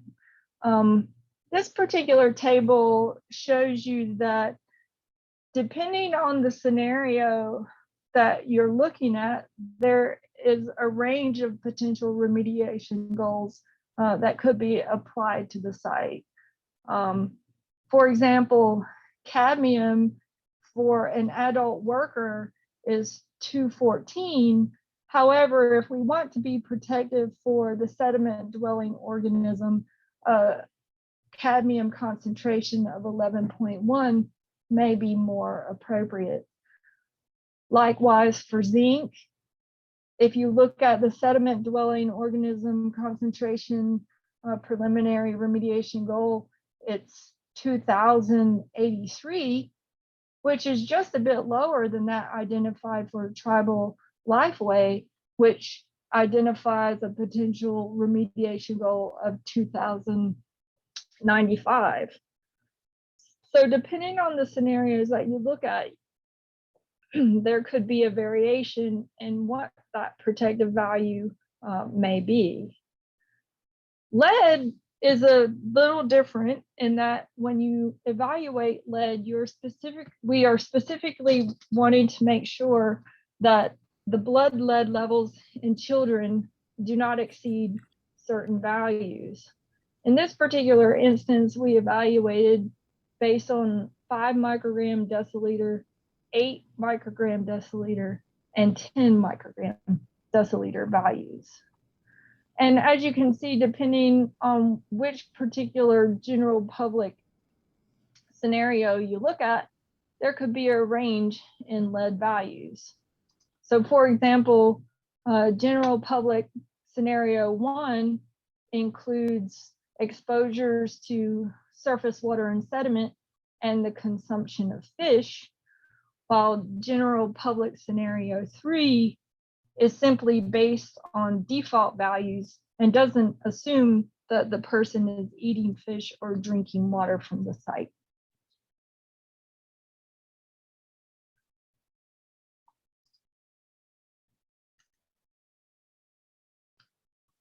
So concurrent with the investigation activities and the human health risk assessment activities, we have watershed feasibility study pilots that are ongoing.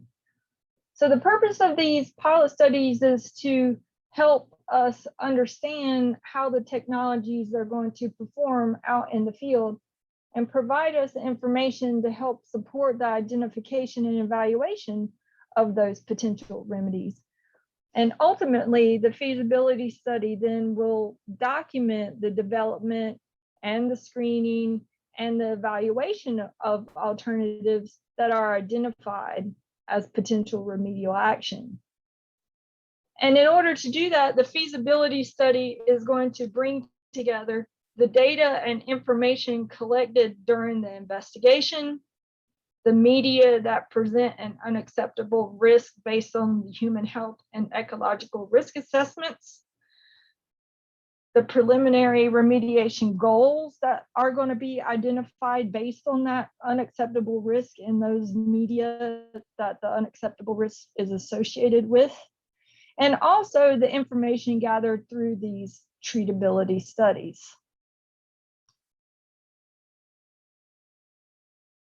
To help gather information and data on the technologies, several pilot studies have been implemented and several are still planned to be implemented on a small scale within the watershed.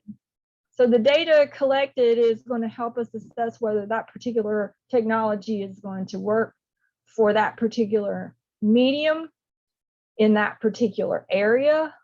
It's going to help us understand the level of effort or construction needed in order to implement that technology.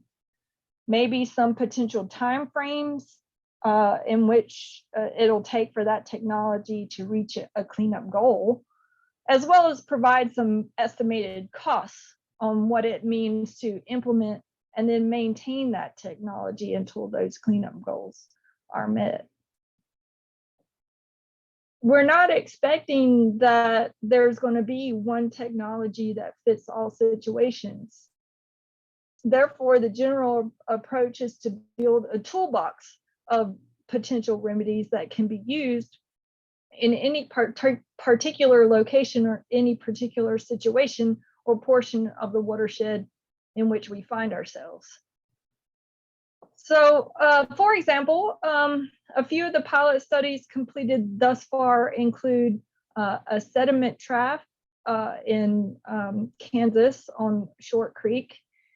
In this particular instance, we plan to look at least a couple of different sediment traps because the construction of the sediment trap is going to be affected by the type of stream, where it's placed, the flow of the waters, the particulate size of the materials within the creek as well. There was one dredging study that was also done on Short Creek. The purpose of that study was to see if we could use dredging technologies to separate out larger and finer grain materials, and thereby removing the metals concentrations in the highest concentrations without totally depleting the creek of its sediment base. That particular pilot study is undergoing performance monitoring throughout 2021 and I think through 2022. We also performed a desktop study, which we titled a metals reclamation study. The idea here was to look at the chat and the concentrations of the metals to see if there was a potential for metals reclamation. We completed that study in June 2021. And because it was desktop, essentially the conclusions are that significantly more information needs to be gathered about the nature of the chat and the concentrations throughout the different sizes. A bank stabilization pilot study was also completed in 2019 along Turkey Creek, and it's undergoing performance monitoring throughout 21 and 22 as well. So what we have planned kind of ongoing right now and maybe into the future, currently for the Upper Spring River, Lower Spring River, we're going to pilot a constructed wetland in conjunction with the trustees in Missouri. In this particular instance, the idea is to see how a constructed wetland in combination with perhaps biochar media can help address surface water concentrations of metals that exist within that particular location and with the mine discharge in that location. For the Lower Spring River and Neosho River, we're working with Quapaw Nation and the state of Oklahoma to implement a biochar pilot. It's really a sediment trap / biochar pilot in which the primary focus is to see how well the biochar is at removing metals concentrations from the water as it passes through the sediment trap and through the biochar and then out the other end.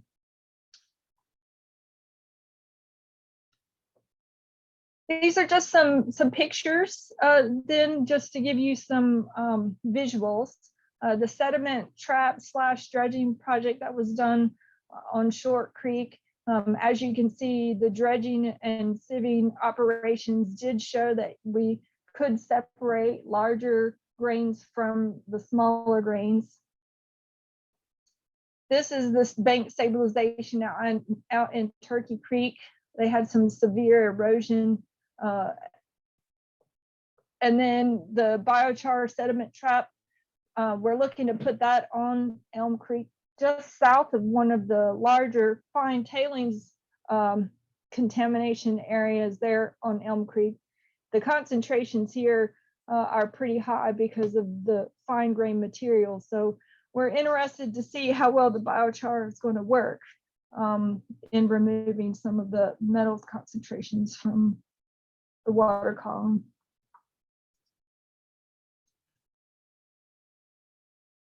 Also across the watershed, we've implemented a watershed sampling, I guess, strategy or plan.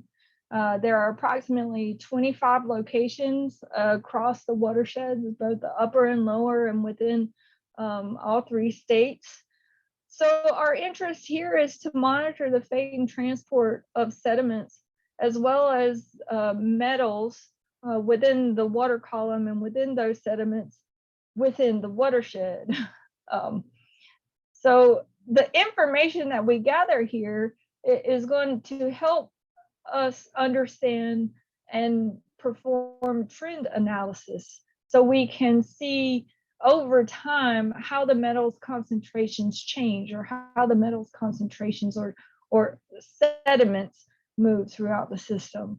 The information can also be used to help recommend and support effective technologies. So it can help us when we're talking about the feasibility study and identifying technologies and best management practices. You heard Craig talk about some of those earlier when he mentioned silt screens, and he mentioned monitoring and stabilizing the upland soils to help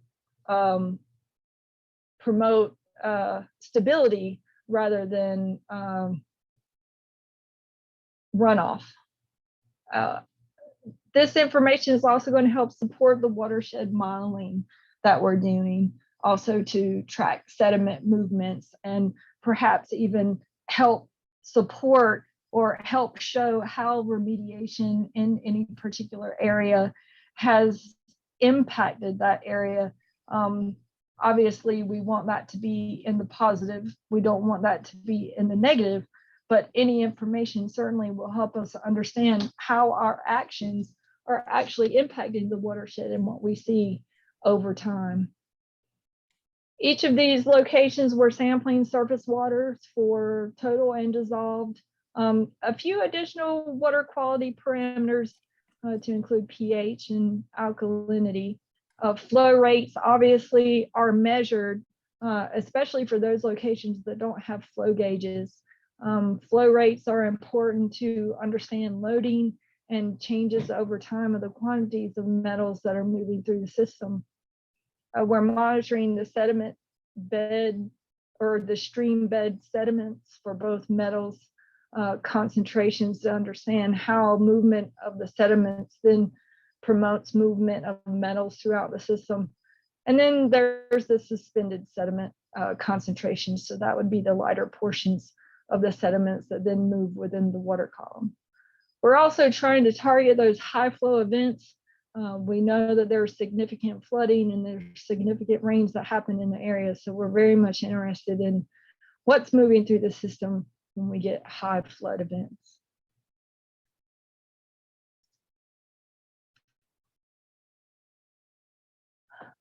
So because we're dealing with such a large and complex watershed that spans a couple of regions, we will be consulting with both the Contaminated Sediments Technical Advisory Group as well as the lead advisory group, because lead is one of our primary contaminants of concern. So coordinating with these groups assists us with the management and implementation of any watershed cleanup, sediment cleanup, or lead cleanup to ensure that we're consistent nationally. And it also helps us identify risks and remediation goals, as well as those particular technologies that can reach or control contaminant sources, as well as achieve those long-term protection goals while minimizing short-term impacts. So there's a lot of experience on these groups to help us through complex and technical situations and questions that we might have. And then obviously the last piece of that would be assisting with the remedial decision-making and the overall remediation strategy for the watershed.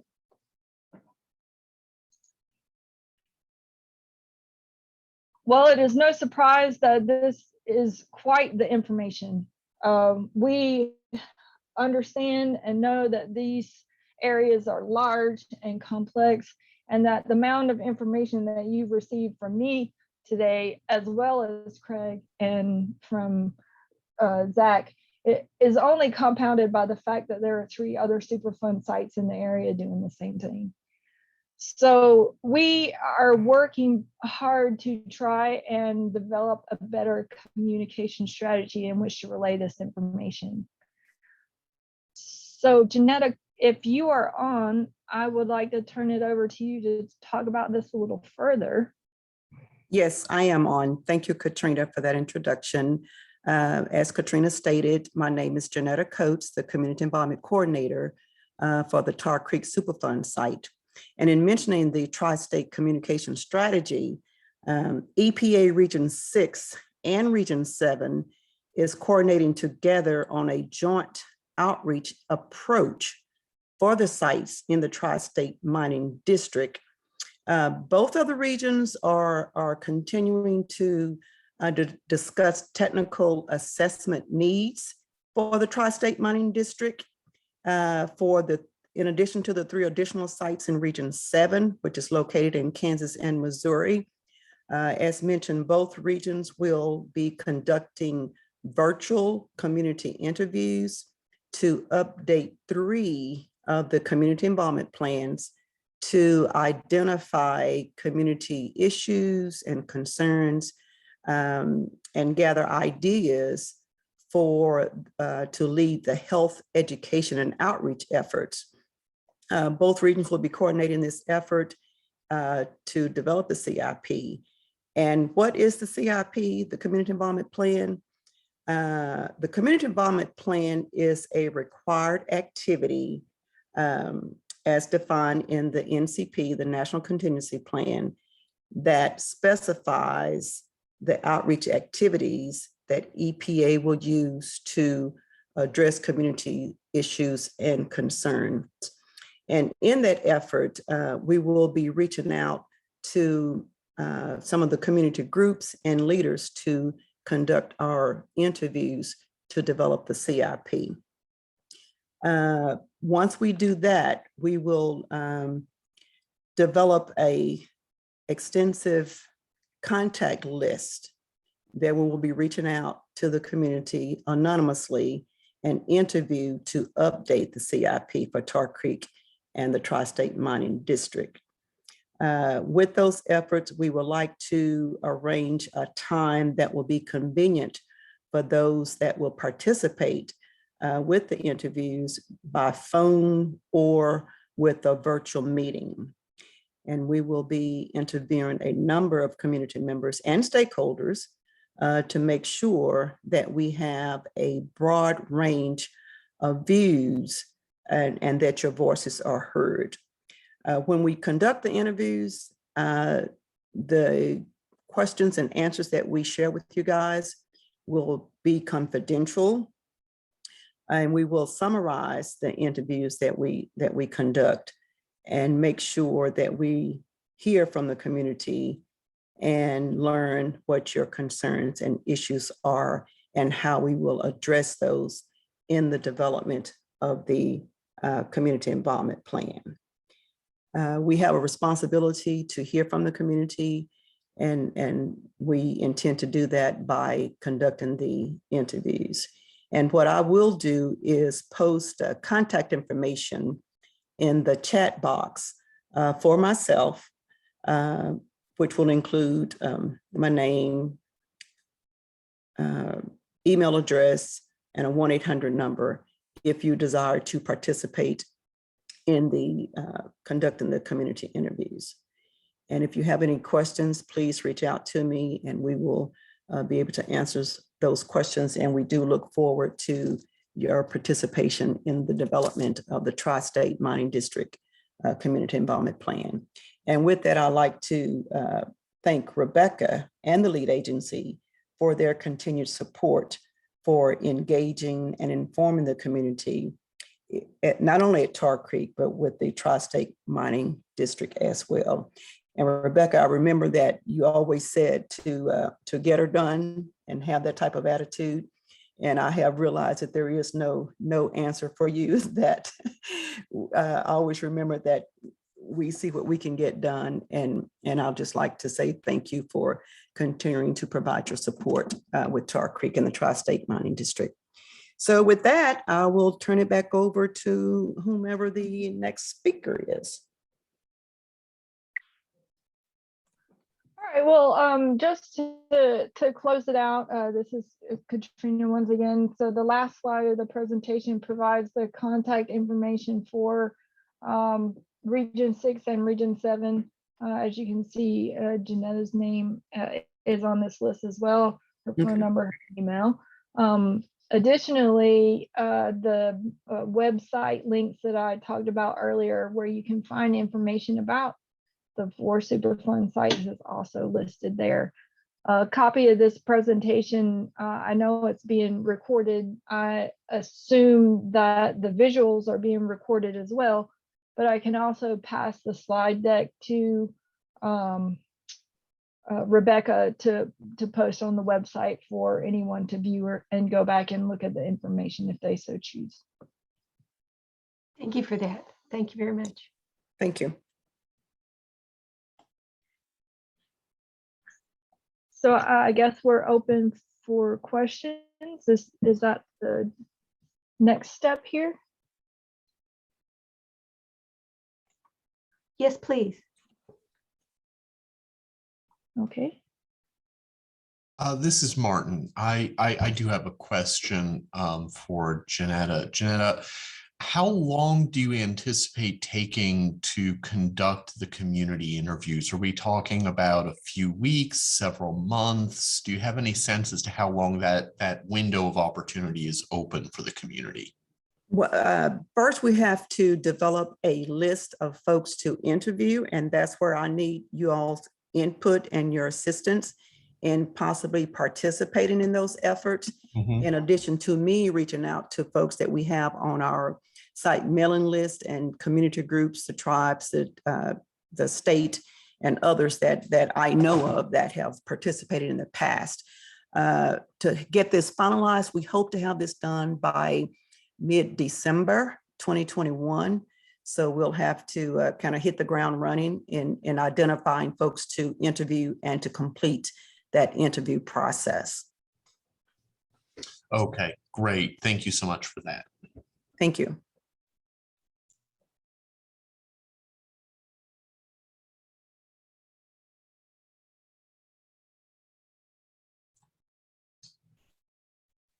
I'm thinking that there might be questions in the chat. There are a couple. If you want to field those, Katrina, I'll leave it to you. I don't know where they started, so. The first one I think was from Diane. Diane Pierce. Do you see that? I can read it off. Yeah, okay. Yeah, yeah, because You want me to read it, Mark? Yeah, why don't you go ahead? Okay, that's fine. I'll do that. This is Janetta Coates. I'll do that. It says, this is from Diane to the host and panelists. What are your concerns about remediated and contaminated areas impacted by flooding? So we are concerned about flooding for areas that have been remediated since those particular projects or particular locations would be considered remediated and addressed under the record of decision. The concern would be minimal.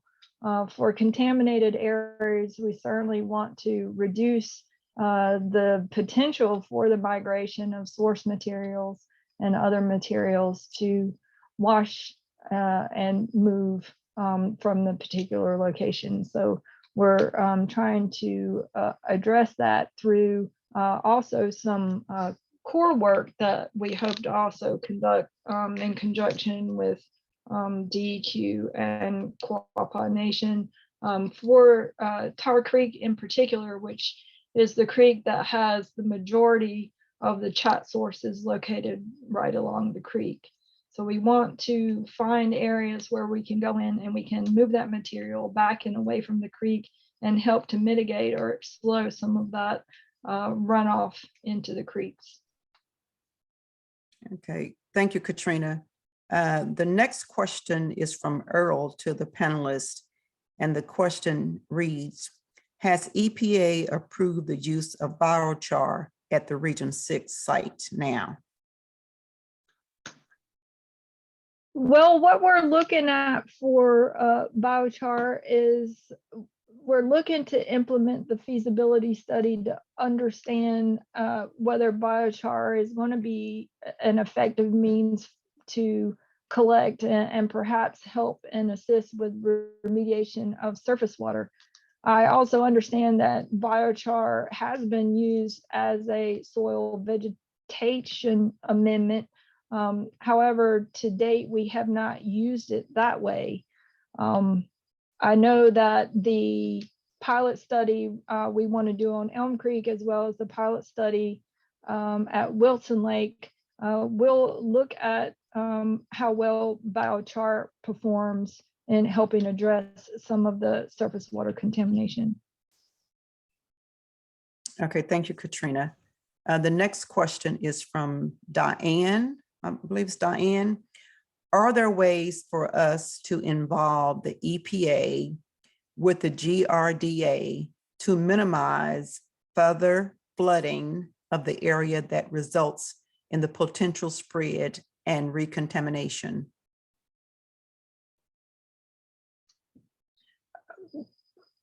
We have been sharing information with GDRA and with the licensing committee related to the materials in the area. In particular, obviously, our investigation reports that show materials throughout the watersheds and the source materials. So we are sharing that information, and my understanding is that they are incorporating that information into their overall understanding of the area and their plan and decisions moving forward. Thank you, Katrina. The next question is from Dewana Haynes. Will the survey be based off of particular area, and would everyone in that area be included? I'm thinking this might be related to the interviews. Is Diana, can you unmute and chime in so that we can get clarification on your question, please? Janetta, this is Martin. I'll track her down in the participant list and give her permission to unmute herself. Okay, great. Okay. Okay, Well, she looks like- responded yes. Yeah. So I think she's wanting to know if everyone could participate in the interview or Yes. discussion process. Yes, everyone can participate in the interview process. Again, if you would reach out to me to let me know that you are interested in participating, then I will include you on our list to reach out and identify a time, date for the interviews to be conducted. Now, keep in mind, guys, that the community involvement plan is not a technical document. That is a tool that we use to identify how EPA plans to conduct outreach activities to the community. Okay, it's not a technical document. So. Can I ask one more question? Absolutely. So are you going to be sending out, will the information be in the chat if we're wanting to participate in assisting with the interviews? How are we getting the information? There will be an outreach effort to identify folks that are interested. And if you would like to participate, give me a call or send me an email, and then I will reach out to you and include you on the list that we're creating to conduct the interviews. Okay, so how would I get your contact information? Is it going to be at the end of the presentation? It was posted earlier, but I will put it in the chat box. It was posted earlier from the list of contact folks for Region 6 and Region 7, but I Okay. will include that information in the chat box on how to reach me. Okay, perfect. Thank you. Thank you. Okay, the next question. Can EPA work on establishing an MOU with the Army Corps and FERC? That question is from Rebecca, I believe. So we are working with FERC and GDRA and passing information and asking questions. So we are already doing that. So at this time, we do not see a reason to enter into an MOU, which would actually describe how the agencies would work together and how we would share information. So we continue to talk with them and provide information as we have it. Okay, thank you, Katrina. To my knowledge, I do not see any additional questions in the chat. So if anyone else, Martin or whomever, see any questions that I have overlooked. Yes, there is one more question that I received as an email from Gina Manders, and she wasn't able to get the chat feature to work for her. She's asking, is the OUHHRA set in stone now, or will you consider any additional feedback? I asked because of health concerns. And let me continue. In the neighborhood where she lives. Thank you. Yes, so we continue to talk about exposures. We continue to talk about remediation goals as we move through.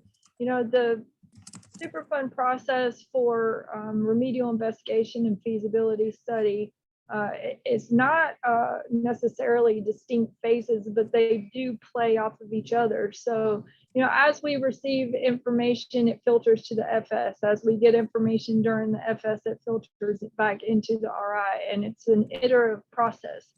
So if there is new information or new concerns that we need to think about, please let us know.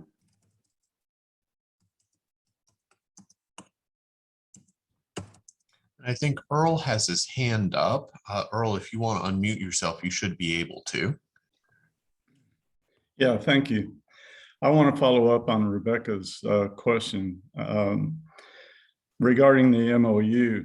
I understand what you're saying, Katrina, that you're talking to GRDA. However, we're looking at the relicensing process that GRDA is doing, and nowhere in that process do they mention toxicity or the fact that there's sediment contamination or fish contamination in the lake, or there's an issue with flooding.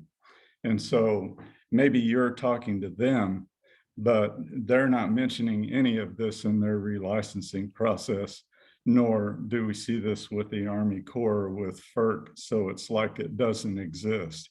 And so this is why lead agency is talking about the need for an MOU between the three agencies, specifically dealing with these facts, so that the public knows that GRDA, FERC, and Army Corps are on top of this, as well as working with the EPA on all of this, because this is what we don't see.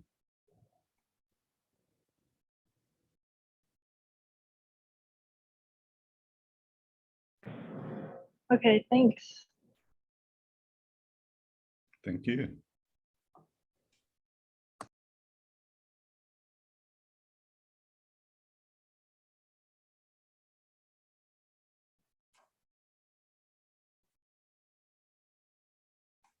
Okay, so Martin, are you Yes. jumping in, or are I there? am. I was actually Okay. just barely beat me to the punch there, Janetta. So Okay, I didn't know if I was, okay, gotcha. yeah, that's fine. Thank you. So Okay, well, I don't see any other questions in the chat. I think it's been a really informative back and forth, raising a lot of important issues. I think that's great. Taking a look at our agenda here, I was doing a lot of troubleshooting with technical issues earlier. Oh, gosh. So I'm not sure exactly where we are. Craig, if you want to jump up, or anyone else, Sure. are we through with the EPA and DEQ presenters at this point? We are for the OU4 and OU5. We are, and I think we're going to go back to Rebecca's presentation. You know, we talked of the previous Mike Steiner Award winners. I think we're wanting to work into a few of this year, and I believe we're doing last year's as well too. Rebecca, go ahead. Yes, we are. Craig, I think, I'm sorry for interrupting here. I think Zach put in a note in the chat section. I don't know if it's accurate or not, but says that Kristen has an OU2 presentation. Right. I think we should do that. Please, we're anxious to hear it. Okay. Oh, Rebecca. It's okay. Okay. Sorry.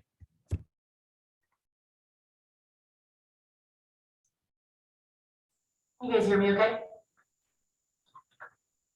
Can.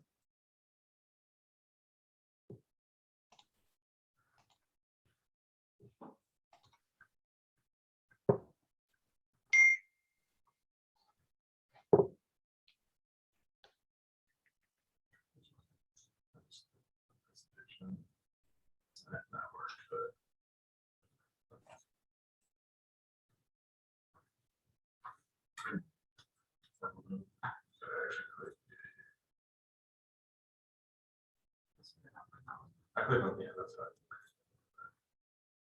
You guys should see my screen okay? Yes, it's not in full screen yet, but we do see your screen. Okay, good. Just wanted to make sure before I popped out of that. Yep. Well, I've just got a quick program update, guys, before I assume break for lunch. So nobody panic. It'll only be a second. So just as a quick, catch up for anyone who's not super familiar with OU2 or how that operable unit kind of fits into this whole equation. The record of decision, or the ROD, was signed in 1997, which identified lead as the primary contaminant of concern for the OU residential cleanup program. In 1995, EPA expanded its sampling activity to include basically residences, and they started to look at high access areas as well to remediate and sample. And when the ROD was signed, EPA began officially residential work in that area, and they continued on until about 2014, when the Oklahoma Department of Environmental Quality, or us, took over management of that specific operable unit. It looks like we, in combination with EPA, of course, have remediated over 3,000 properties and residences in high access areas throughout Ottawa County, mainly in the Miami and Commerce areas. And we continue to do so up until now. We are, and I'll talk about this here in a second, but we're getting ready to start phase 4 of remediation.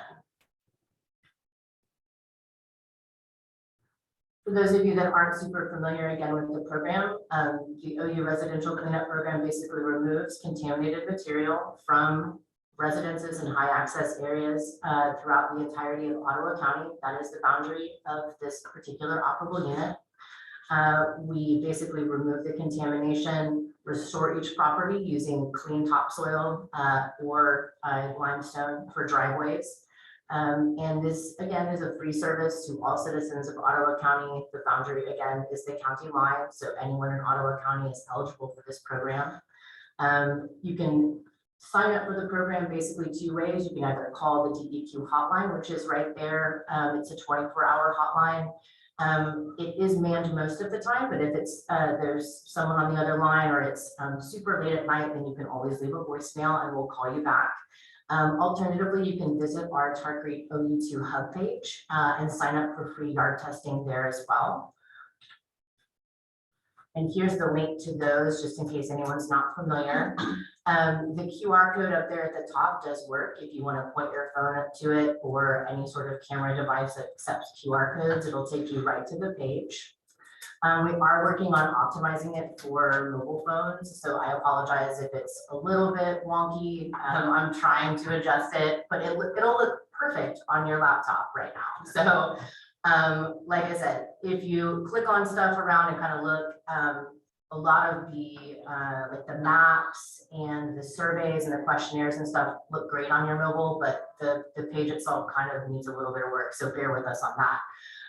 But if you'd like to also check and see if your property has been sampled or remediated as clean, you can check out the OU2 residential cleanup map, which is located again at deq.ok.gov, where there's a couple links to it scattered around on our hub page for OU2. You can also get some more information about free childhood blood lead testing via the Ottawa County Health Department.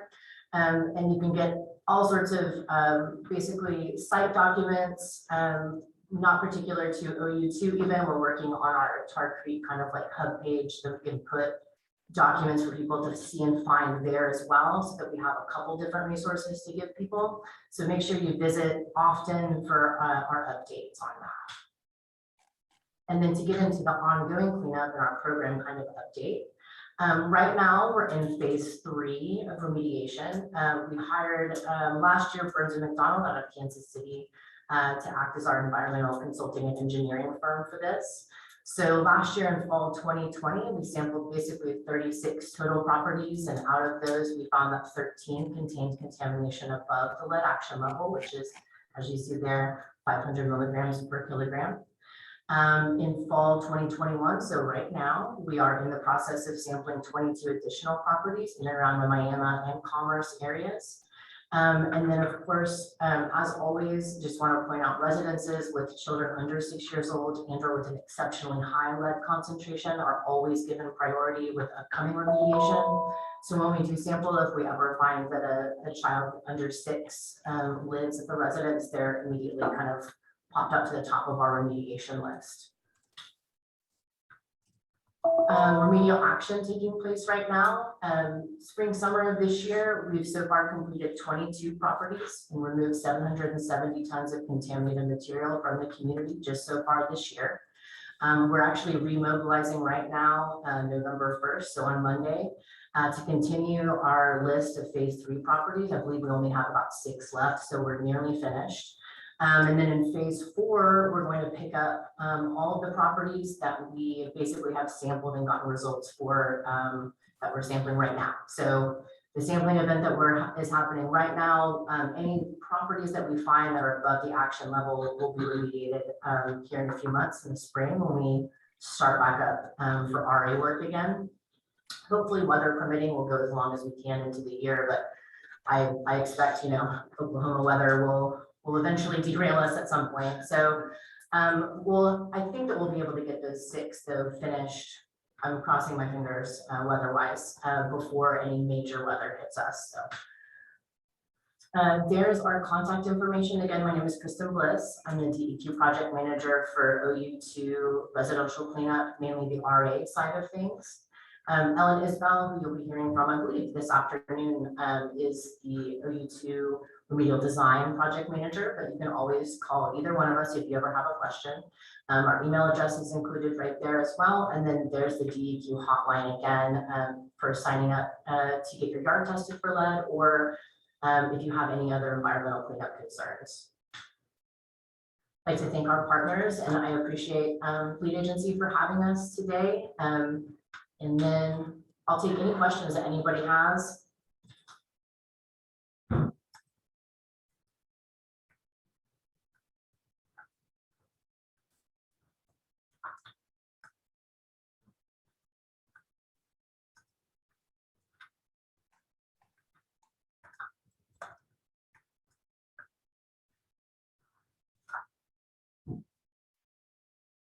Yes, I had a question.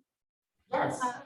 Kristen, I'm wondering if there's a way that the community can help DEQ up the numbers of properties that they're able to do per year. At this rate, it's going to take a long time to do the county. No, I agree. I mean, we do as many properties as we possibly can, but honestly, the main kind of time lags for us are administrative at this point, because we can typically get a property done start to finish in about 2 weeks when we actually start excavating it on the RA side.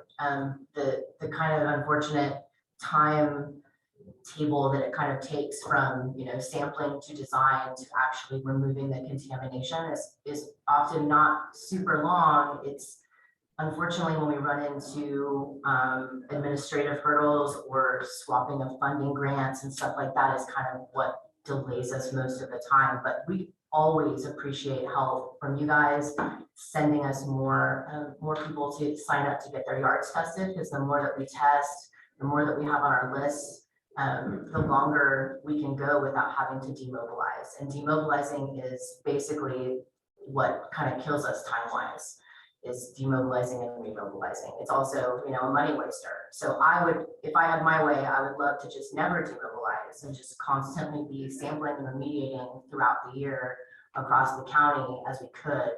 And in order to do that, we just sort of have to kind of get all of our ducks in a row administratively, but then also have a steady stream of people who have signed up to get their yards tested and who have returned all of their paperwork to us and are in constant kind of communication with us. So again, any help that you guys could give us to steer people over here and sign them up for the program so we can get their yards sampled would be awesome. Thank you. We'll continue to do that. But my other question was, is there any way that we can help? Are there steps that we can do as a community to make sure you can have more on the list that can be clean per year? Like I said, I think just continuing to help us by advertising word of mouth. We're actually about to start targeting zip codes for mailers to try to I guess kind of get the word out about maybe new people in the area have moved in, they maybe don't know about the program. We're trying to have a constant and steady stream of information to kind of update people and make sure that everyone is constantly aware that this option is available and ready for them. So yeah, if we can get constant, steady streams of people signing up for the program to get their yard sampled, that is basically our main hurdle in being able to do this year round. Okay, thank you very much. We'll try. And I think you have another question. Looks like on the map we saw yesterday listed sites that clean. So all of the sites that are listed on the map have either been sampled as clean or they have been remediated either by EPA or by DEQ. They have not been sampled and not remediated, dirty. We haven't sampled, no points on the map delineate a property that is dirty, basically. We only give out information about properties that we can attest and have a paper trail either on EPA's side where we ourselves have done the remediation or sampling that we list that property. Now, as far as privacy issues go, I mean, addresses are not private. I mean, addresses are public information. Now, the information about the people that live there, the sampling information, all of that stuff is not necessarily on the map or available to the public. So any sort of identifying information for anyone that might live there, any sort of anything like that is not available publicly. So there shouldn't be any privacy concerns. It really is just basically delineating an address on a map. And when you see that an address on the map has a purple dot, if you're referring to the OU2 property map, which I assume is what you're referring to, if you see that it has a dot, it is clean or it has been remediated to the action level per rod. Okay. There's more to this question. Sorry. Is it? I mean, I could probably take it. I was reading within the 20 years. I mean, If your neighbors have gotten their yard sampled, then their yard would either have a purple dot if it was sampled clean, or we cleaned it, or it won't have a purple dot if, if we don't have any information dictating one of those two things. That is the information that we give out. So, Brian, did you have anything to add? Yeah, I was gonna say that there is a privacy issue about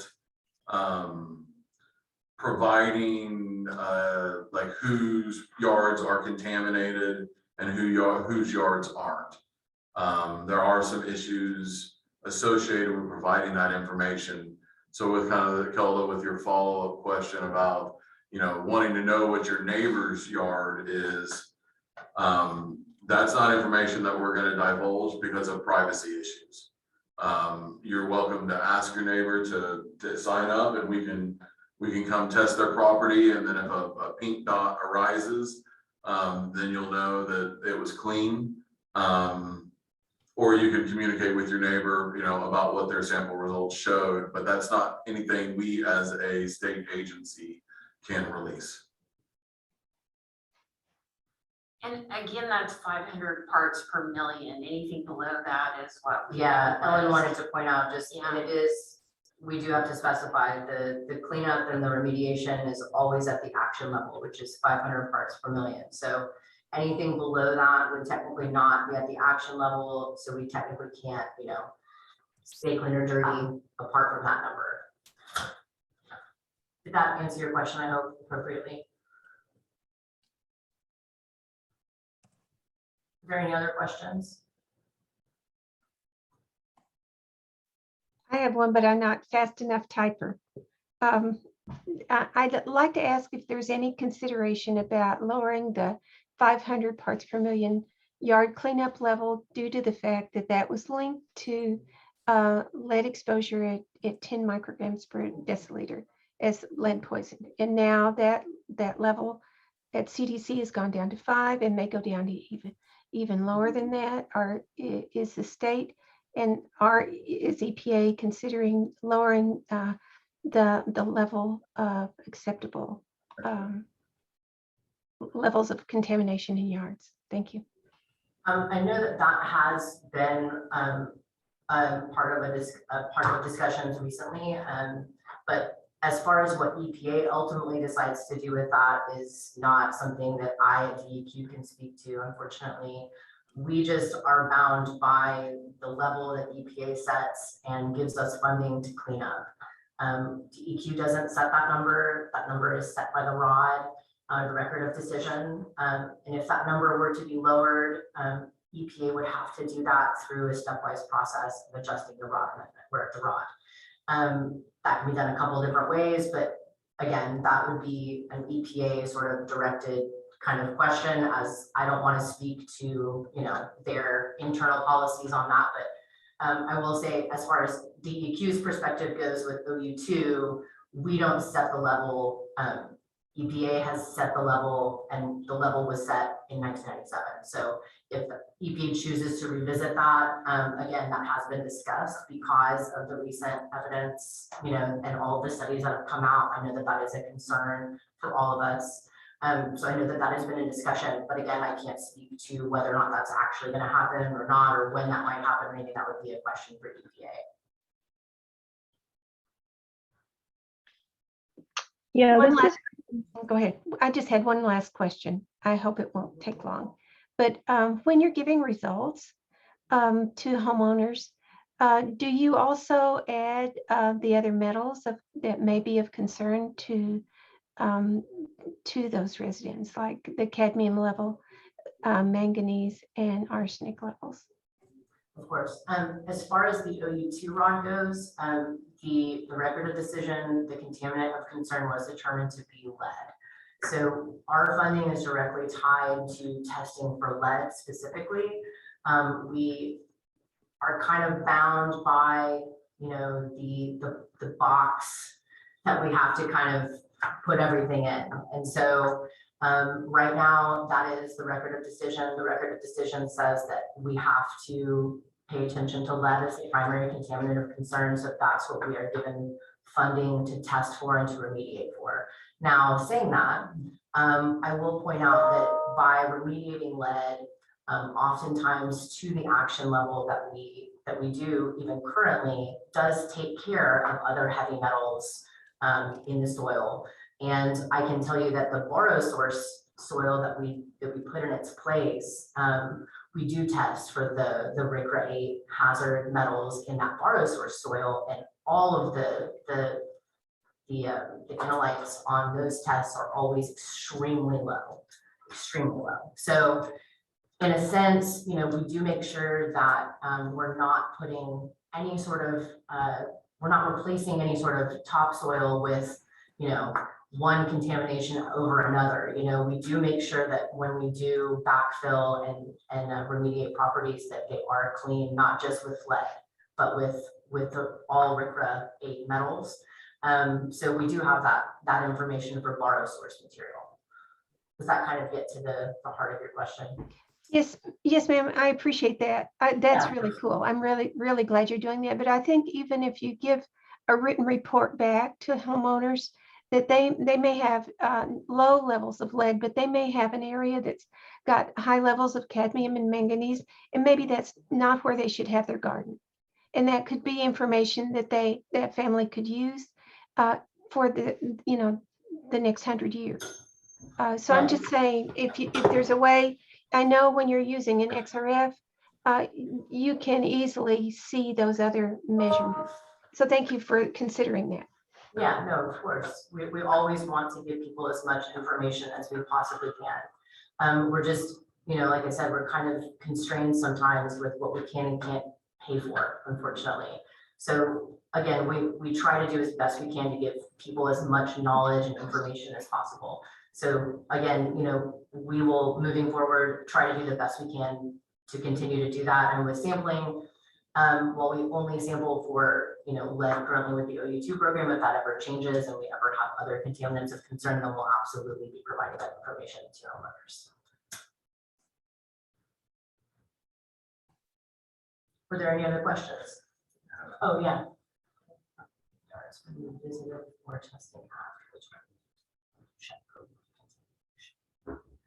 I don't believe so, no, but I also don't believe that anyone has ever requested that. I would be happy to send one of our consultants out with an XRF if someone had that concern, to just, give them a little bit of peace of mind. Again, would be happy to do that. So, but I don't think that we've gotten that request as of yet, to my knowledge.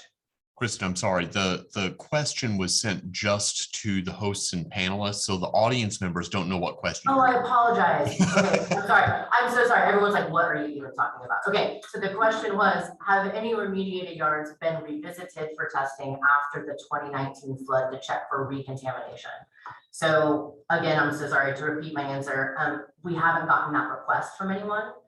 But if anyone would like to request that, I would be absolutely happy to send one of our consultants out with an XRF to take samples anywhere that we had already remediated, to give them a little bit of peace of mind. I'd be happy to do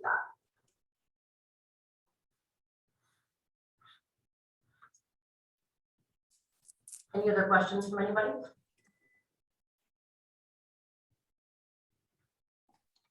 I don't have a question, but I thank you very much. And I really appreciate the work that's being done. Thank you. Oh, thank you so much. I'm very grateful to be a part of it. And I appreciate you having us, Rebecca. This is great. We're happy to be involved. Can I answer any questions for anybody else? I think you're good, Kristen. Thank you so much. Oh, no problem, Martin. Yeah. Rebecca, are we ready to move on to our next item?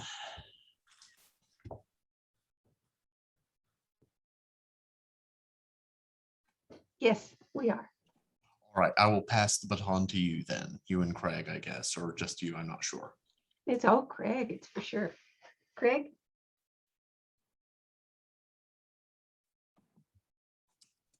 Sure. We year to year, the Mike Sinar Award, and Actually, I think I want to punt this back to Rebecca quick, just to kind of, the new audience that may be here, what the Mike Sinai Award means to this conference, to the area, and then I can present. Okay, I'd be glad. Yeah, to. go ahead. Yeah. Mike Sinar was a U.S. representative for this district and for 16 years. And he was an outspoken person on the environment and health impacts to the citizens that live here. It was really Mike Sinar that pulled together a task force hearing early after the designation of the Tar Creek Superfund site to pull us all together to see what our concerns were and what we could expect for the future. He really pulled experts in, and I think catapulted Tar Creek to EPA's attention. And we are forever grateful for that. Shortly before he died, I had called him on the phone and told him, because of his efforts, that we were going to establish an award in his name. And it's an Environmental Excellence Award that we would present starting at that year. And that was actually more than 23 years ago. It was 1995 when those first awards were given out. And so since then, we have recognized people in our community and outside our community that have a heart for this site, and in whatever way they can offer it, through science, through medicine, through their social behavior in our community, how they bring their life's hopes to a betterment of the environment and the health impacts for our community.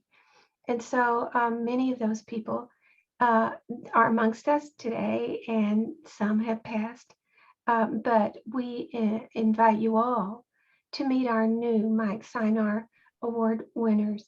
They range from, we'll present 3 of those today, and another 2 will be presented tomorrow.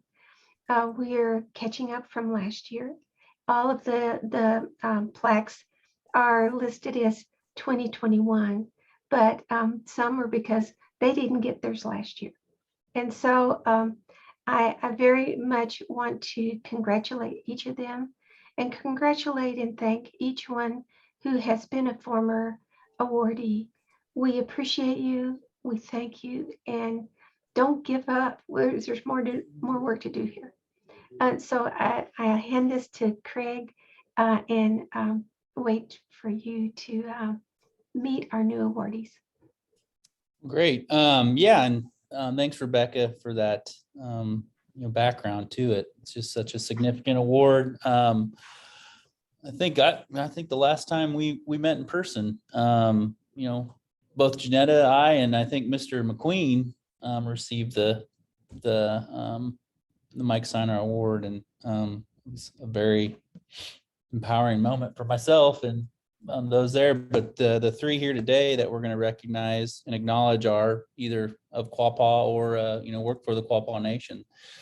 And the first one is sitting here in our office right now, and that's Kathy Sloan. She's here. She's a little under the weather today, so she's been in and out, but she's one that she's been here since 2011. Oh yeah, there it is. So for Kathy Sloan and her personal dedication and an unwavering commitment to the Quapaw Nation and its environmental efforts.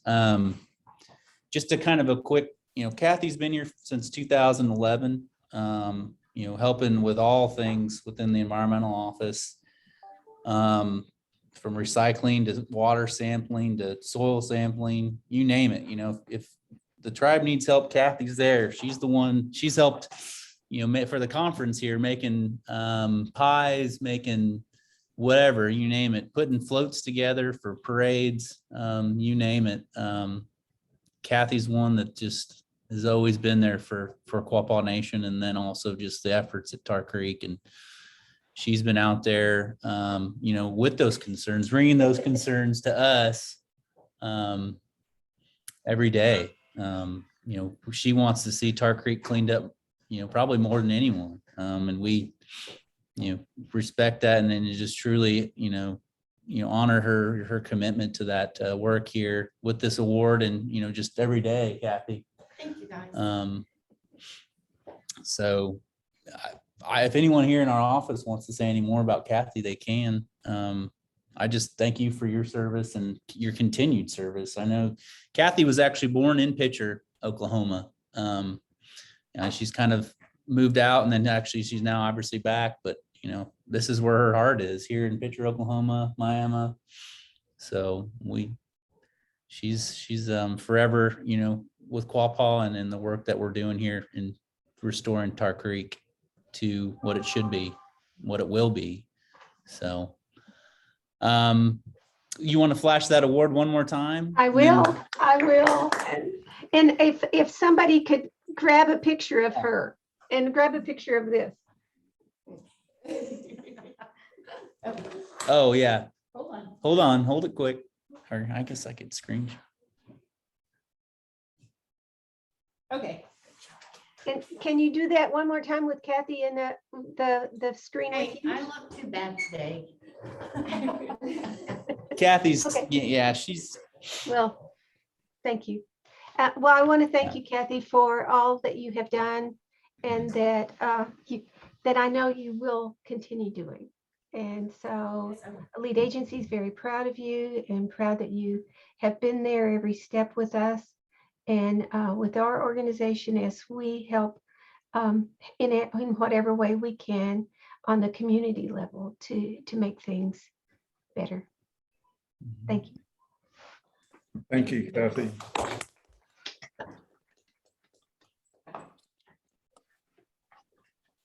So the other awardees, and I'm going to actually go first to Thomas Charles Bear, TC Bear, as he was known here, for his pursuit and acts of service towards what his Quapaw people deserve. As we all know, TC was on the business committee for numerous years. You know, he had a lot of interest in Tar Creek. He was on the ITC board, you know, appointed to kind of represent the tribe. And, you know, there's just a lot of the bear suit with the, you know, the settlement going currently on with, you know, getting the tribe what they deserve, you know, from the environmental and then mismanagement of those, you know, trust assets for the tribal members here at Quapaw. So that bear case is while it's still ongoing, you know, that's, you know, that just kind of speaks to TC. Rebecca, I don't know if we were able to get his wife on to join, but if she is on, she's definitely welcome to. I'm actually going to walk this over to her probably Okay. Friday and knock on the door. Great. And present it to her. So, and I know so many of his relatives will be really blessed and by this and in this recognition. And I'm really glad we were able to do this. Mm-hmm. Well, and if you want me to do the last one and just introduce it in the last. Yes, if you'll go ahead and introduce the third. Yeah. Mike's and I don't know if she's on or not, but she's usually on, and she spoke and gave us the introduction and the prayer yesterday morning. But right. Grace Good Eagle. Mm-hmm. Grace Good Eagle, for her tireless efforts and striving for the best in her Quapaw people. You know, she's, you know, always wanting, you know, the best. And when you speak with Grace, you know, she firmly wants you to commit to whatever you're doing, you know, till the end. She's always there asking questions and demanding what's right for her people and, you know, what's good for her people.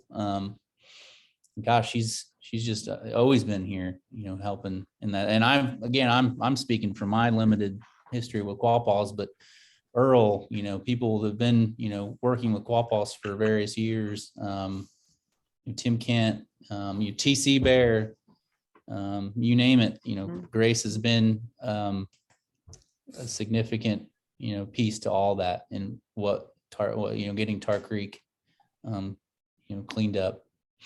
Well, let me So, continue and- with that. Yes. If you wouldn't mind. Her leadership will absolutely inspire generations to pursue environmental justice. And as the former chairperson for the Quapaw tribe at that time, I've been with her when she walks amongst the Quapaw people, and it is as if walking with a queen. She's very much respected by people that, especially that knew her as the tribal leader at that time. But I don't believe she's ever put aside that leadership role. And now we're really proud to include her in our family as well, as she has become our newly elected vice president for lead agency. And I know Earl had many things also to say, and so I'll let him. Well, so much has already been said. I can only echo all of that. I've known Grace for a very long time, from the days when I was the first environmental director for the Quapaw Nation, and all through the 24 years plus more of lead agency, and admire her work and who she is and how she is, and also just so honored that she's on the board of lead agency as well, and that she's now our vice president. That's just way cool. And so I'm just so thrilled to see her get this award, which is so well deserved. And I just really honor Grace so much. Thank you, Grace.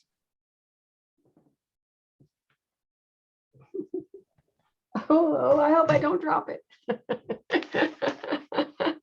I don't know if you guys can see, but it looks like she's on. Hi, Grace. And we're really proud to know you. So glad. And I do want to tell you that Grace and TC both, they took on the US government and they won. And they won big because it needed to be a big win. It needed to be one that got the US government's attention. So we're really proud of that effort as well. Yeah. Grace, did we surprise you? Thanks, Grace. Yeah. I don't know, am I on? Yes, you There are. you Well, I don't know about the video, but Annika, thank you. That's all I have to say. Oh, you're very welcome. Thank you.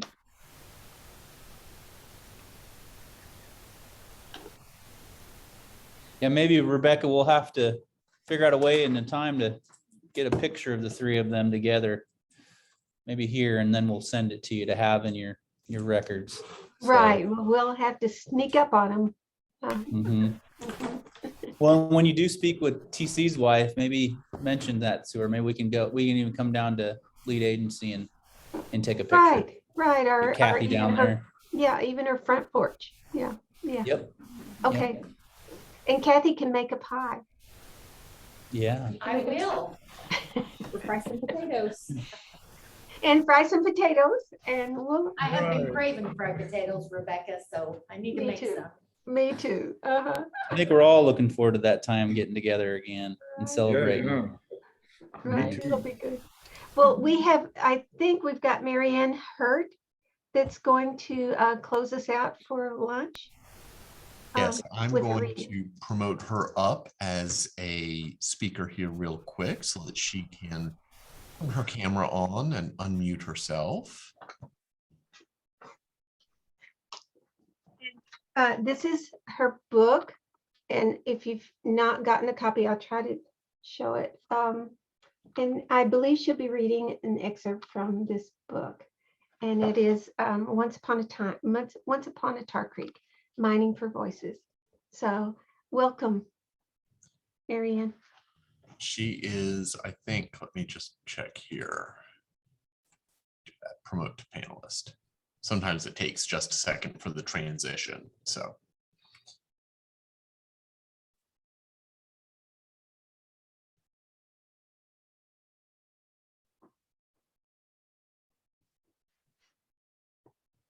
Let's see. Okay, I'm just gonna click, oh, there she is. Great. Thank you all, and thank everyone for this morning's session. It was wonderfully done. Thank you, Craig, for putting this together. And I really appreciate all the clearly stated information that we were able to receive today. And Marianne, I see your microphone is turned on, so it's to you. Okay. Rebecca, can you hear me? Okay. I guess I'm just going to be reading a little bit of poetry from the book and maybe just telling you a little bit about how it came to be. I went to a family reunion out near Wyandotte like 30 years ago, but I was staying, I'm losing my voice, but I was staying in Miami and I'd gone down to Tar Creek and I saw the orange water for the first time, and that orange water probably changed my life. And I have been writing about that since then. And my book came out this past year, but it's involved so many other people than myself, including Grace and Rebecca and Earl and Martin and all kinds of people that I talked to over the past 20 years working on this book and hearing the stories that were coming out of Tar Creek. So I'm just going to read a few poems from the book. And excuse me. And just excuse me. I just need to let you know that these poems are persona poems. They're poems that are taken out of the voice of whoever is speaking. And that could be a person, that could be the water, it could be a Tar Creek monster, it could be a chat pile, it could be all kinds of creatures. But I'll just, I think, read just two of these poems. And this one is the Tar Creek Tar Creek speaking. And it's Tar Creek asks you to take another look. And this is from Miami, Oklahoma, April 2nd, 2016. I see folks stare right into my orange self like I'm some kind of repugnant aberration. Wonder what they see, reflection maybe? Always understood whatever we do to each other comes right back, maybe even tenfold. Folks might want to think about that when they let life carry on, just like nothing they do or can do makes much difference. Maybe, just maybe, when we really see each other for what we are and could be, someone will wake up, call the alarm, find the power to do something before it's too late. And maybe I'll just read one more. And this is the Lead and Zinc are talking in this poem. And it's Brother Lead and Cousin Zinc want to know. And this is the Tri-State Mining District, Oklahoma, Kansas, Missouri, 2016.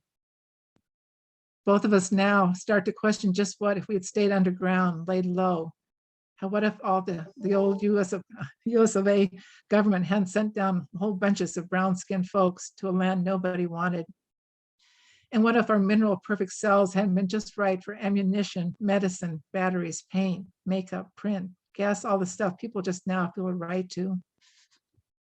But there we were, ripe to be discovered, and suddenly we're a wilderness bonanza and everyone wants a piece of us. Wants back when first nobody wanted. All the finagling, swindling, but we're used up. Look at us, orange water, sinkholes, chat piles. We left our legacy, but oh Lord, what will become of any of us now? Thank you. Thank you. Those were exactly what I wanted to hear. Okay, Thank good. you. Thank you very much. And we are going to break for a lunch break. Lots of people get 27-minute lunch breaks. So let's try that and see if we can come back together. Is it 1 o'clock or 2 o'clock we come back? I am 2 o'clock, Rebecca. Okay, 2. So you've got a little longer lunch. But the afternoon is packed and I can't hardly wait, but I will have to wait. So see you again all at 2 o'clock. And thanks again for the wonderful morning session. Thanks. Rebecca? Yes, Is that an hour and a half then? yes, it is. Yes. An hour and 27 minutes. Okay, so at 27 minutes, forget that part, okay. All Okay. right. Well, If I thank you may, all. this is Martin. One important point, we have a morning session and an afternoon session. Underneath the Zoom window that we've been using today, okay, is this window, which you should be seeing. It will, if you scroll down, have the link to the afternoon session. Okay, so look for that. It's in the lobby. And we will see everyone there. I just want to make sure we all know where to go. So if there are any issues, get in touch with us. And we'll see you at 2 o'clock. Thank you. Thanks, everybody.